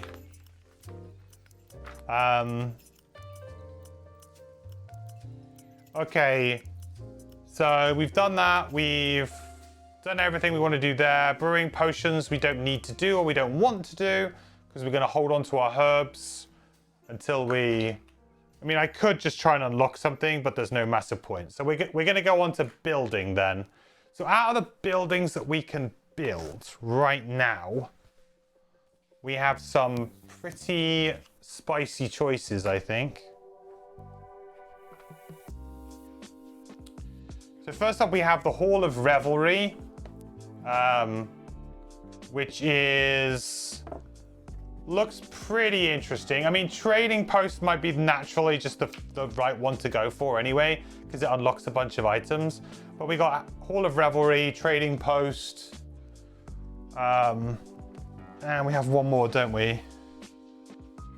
Yeah, we also have on this side, we have the carpenter, which I'm not that bothered about because carpenter just basically reduces the cost of building things. Seems a bit meh.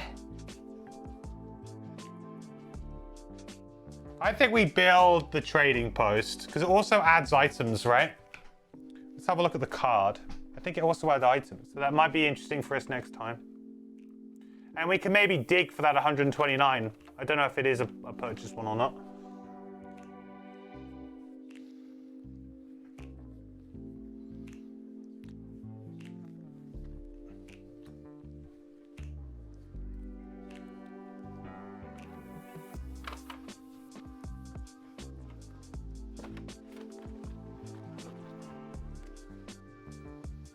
Okay, so it's going to cost us 10 gold.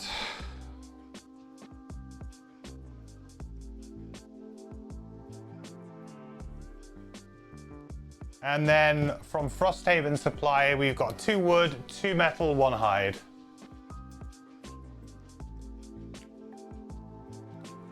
Two wood, 2 metal, 1 hide.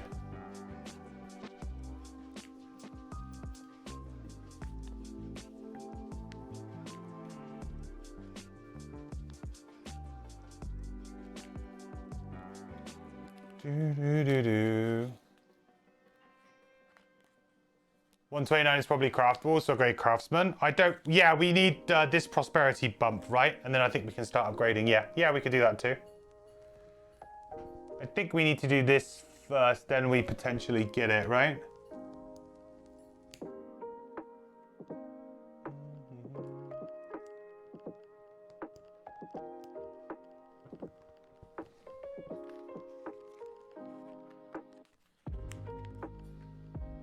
Okay, so 1 prosperity. Hooray! That does bump us up.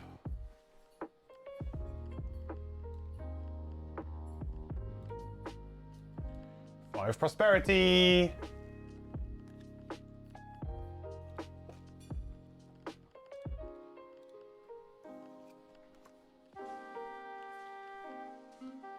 I might try and take it off on here so I know.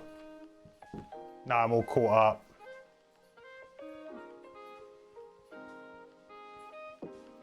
Gotta do individual texts.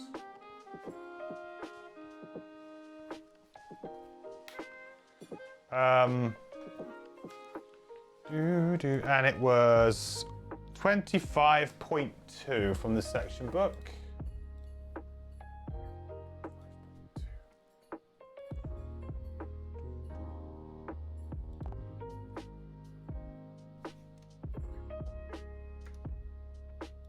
All right, here we go. Guys, this is all a misunderstanding. Zane, an acquaintance who always seems down on his luck, pleads as 2 guards push him unceremoniously into the tent of the new trading post. Mayor Sather is waiting inside, arms crossed. Mayor, I was just coming to see you, actually. I brokered a deal, a fantastic deal. The Abeli are willing to polish the town guard's weapons for a price you wouldn't believe. I just finished packing up the armory and was going to surprise everyone tomorrow morning. And did you think that the Abeli wouldn't attack while all of our defenses were off being polished? No, they were... I mean, it really was an excellent price. Zane meekly trails off, realization settling in. I put up with your harebrained schemes in Frosthaven for long enough. This here. She gestures around the trading post tent. This is your penance. You will put that entrepreneurial spirit to work. You will receive shipments. You will sell goods. Honest goods. Zane looks mortified. But for how long? Sather brushes past him on her way out of the tent. Till I say otherwise. And if you screw this up, imagine you out of Frosthaven myself. She nods at you in passing. Look, it's your first customers. Oh, hello. Zane gives you a sheepish smile. Welcome to the trading post? Oh, Zane.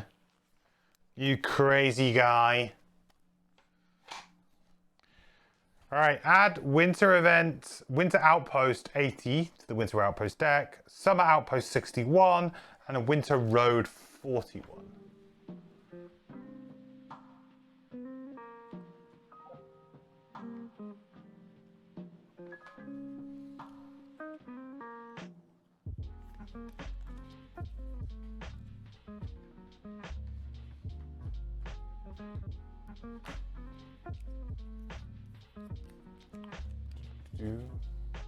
Two more names? Yeah, but I think it's only, you can only get a maximum of one per outpost phase, if I remember rightly. Wasn't that the thing? It was like, you get one if a name is dropped in an outpost phase or something. So that would only count as one, not two, right?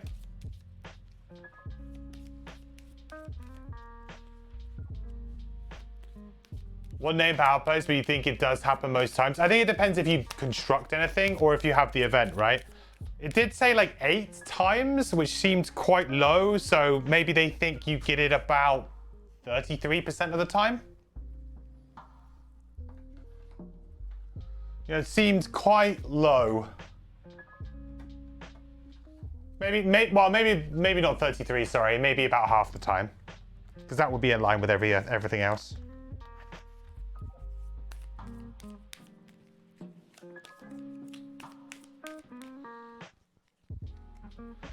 Guess in theory you could get lucky, and it depends on what part of the game you're in. Because like during like if it was your first quest that you took, you really meet Sather, and that's about it. Like there's not many other characters that you meet.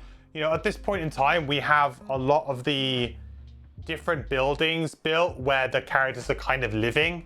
So you know, we just go there and we upgrade them, right? And it's like, oh yeah, here's a bit of lore, and here they are, you know. So at the moment, we're in a good place where we could have done it, really. Because we just keep upgrading.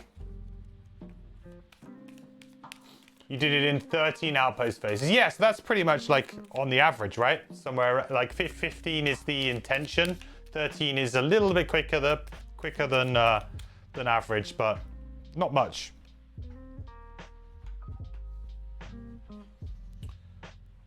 All right, cool. Well then. All that's left to do then is to stick our little wolf's den sticker on. 112. Where are you going? I reckon somewhere down here. Hmm? Ah, wrong.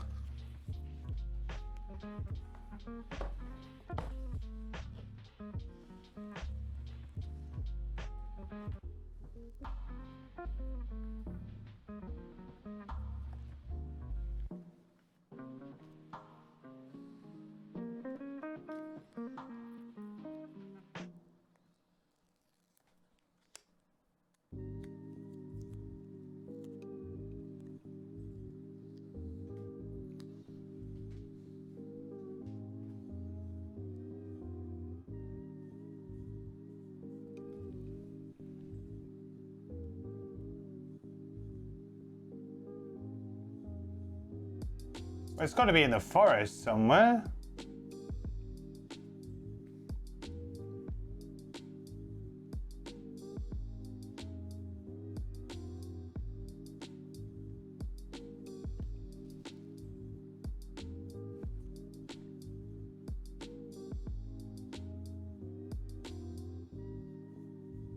Oh, it's by some water.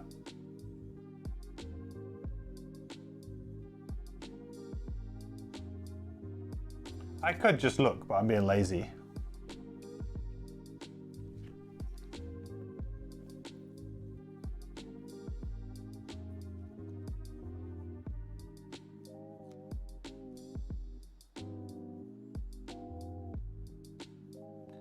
All right, I'll look.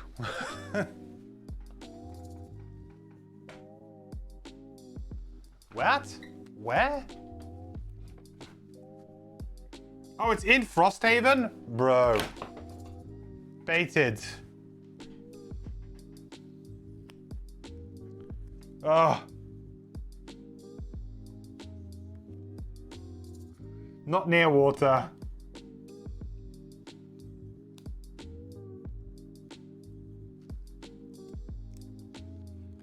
Ah, that's a bad stick. It's a bad stick.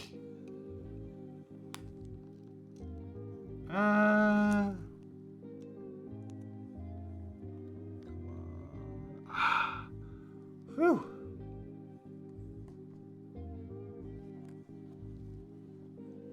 There we go.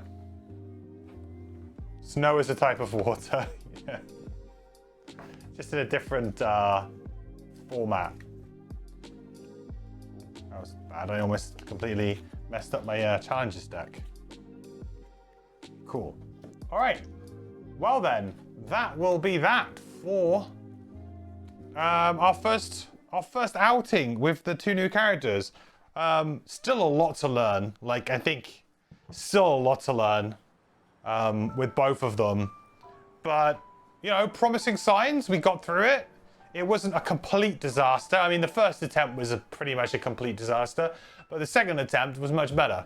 So hopefully going forward, we can improve. We'll be level 3 when we come back. So that'll be good. So we'll go do a scenario, then whatever happens, we'll come back, we'll be level 3. So that'll be good. We'll have 1 more card, 1 more perk. That'll be useful. And we'll keep figuring it out. Did I already mention the new merc names? No, I haven't thought of any yet. I haven't really. I'll have a think over the next few days. Pyroclast might just be Hot Craig, you know? This is Hot Craig. What the new building do? It's a trading post. So it allows us to buy 1 item in downtime from the shop collectively. So we can now actually buy those items that usually you can only buy when obviously you create a new character or the traveling merchant event happens. And as you upgrade it, you can buy more and more items at a time. But considering that we're playing 2-player, 1 item is probably going to be enough for at least a little while. But it does also unlock, I believe, more items if you do upgrade it. So you do want to upgrade it still. But at least we don't have, like, it's not going to be too pressing on us.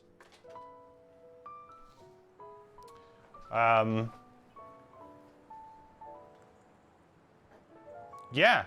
So we'll do that. So we'll do that. And we'll carry on. I think so. Yeah. That's the blessing from Jeff. Yeah. That's the blessing from. Isaac, at this point, can we get your approval to add an additional attack modifier deck for allies in the digital version?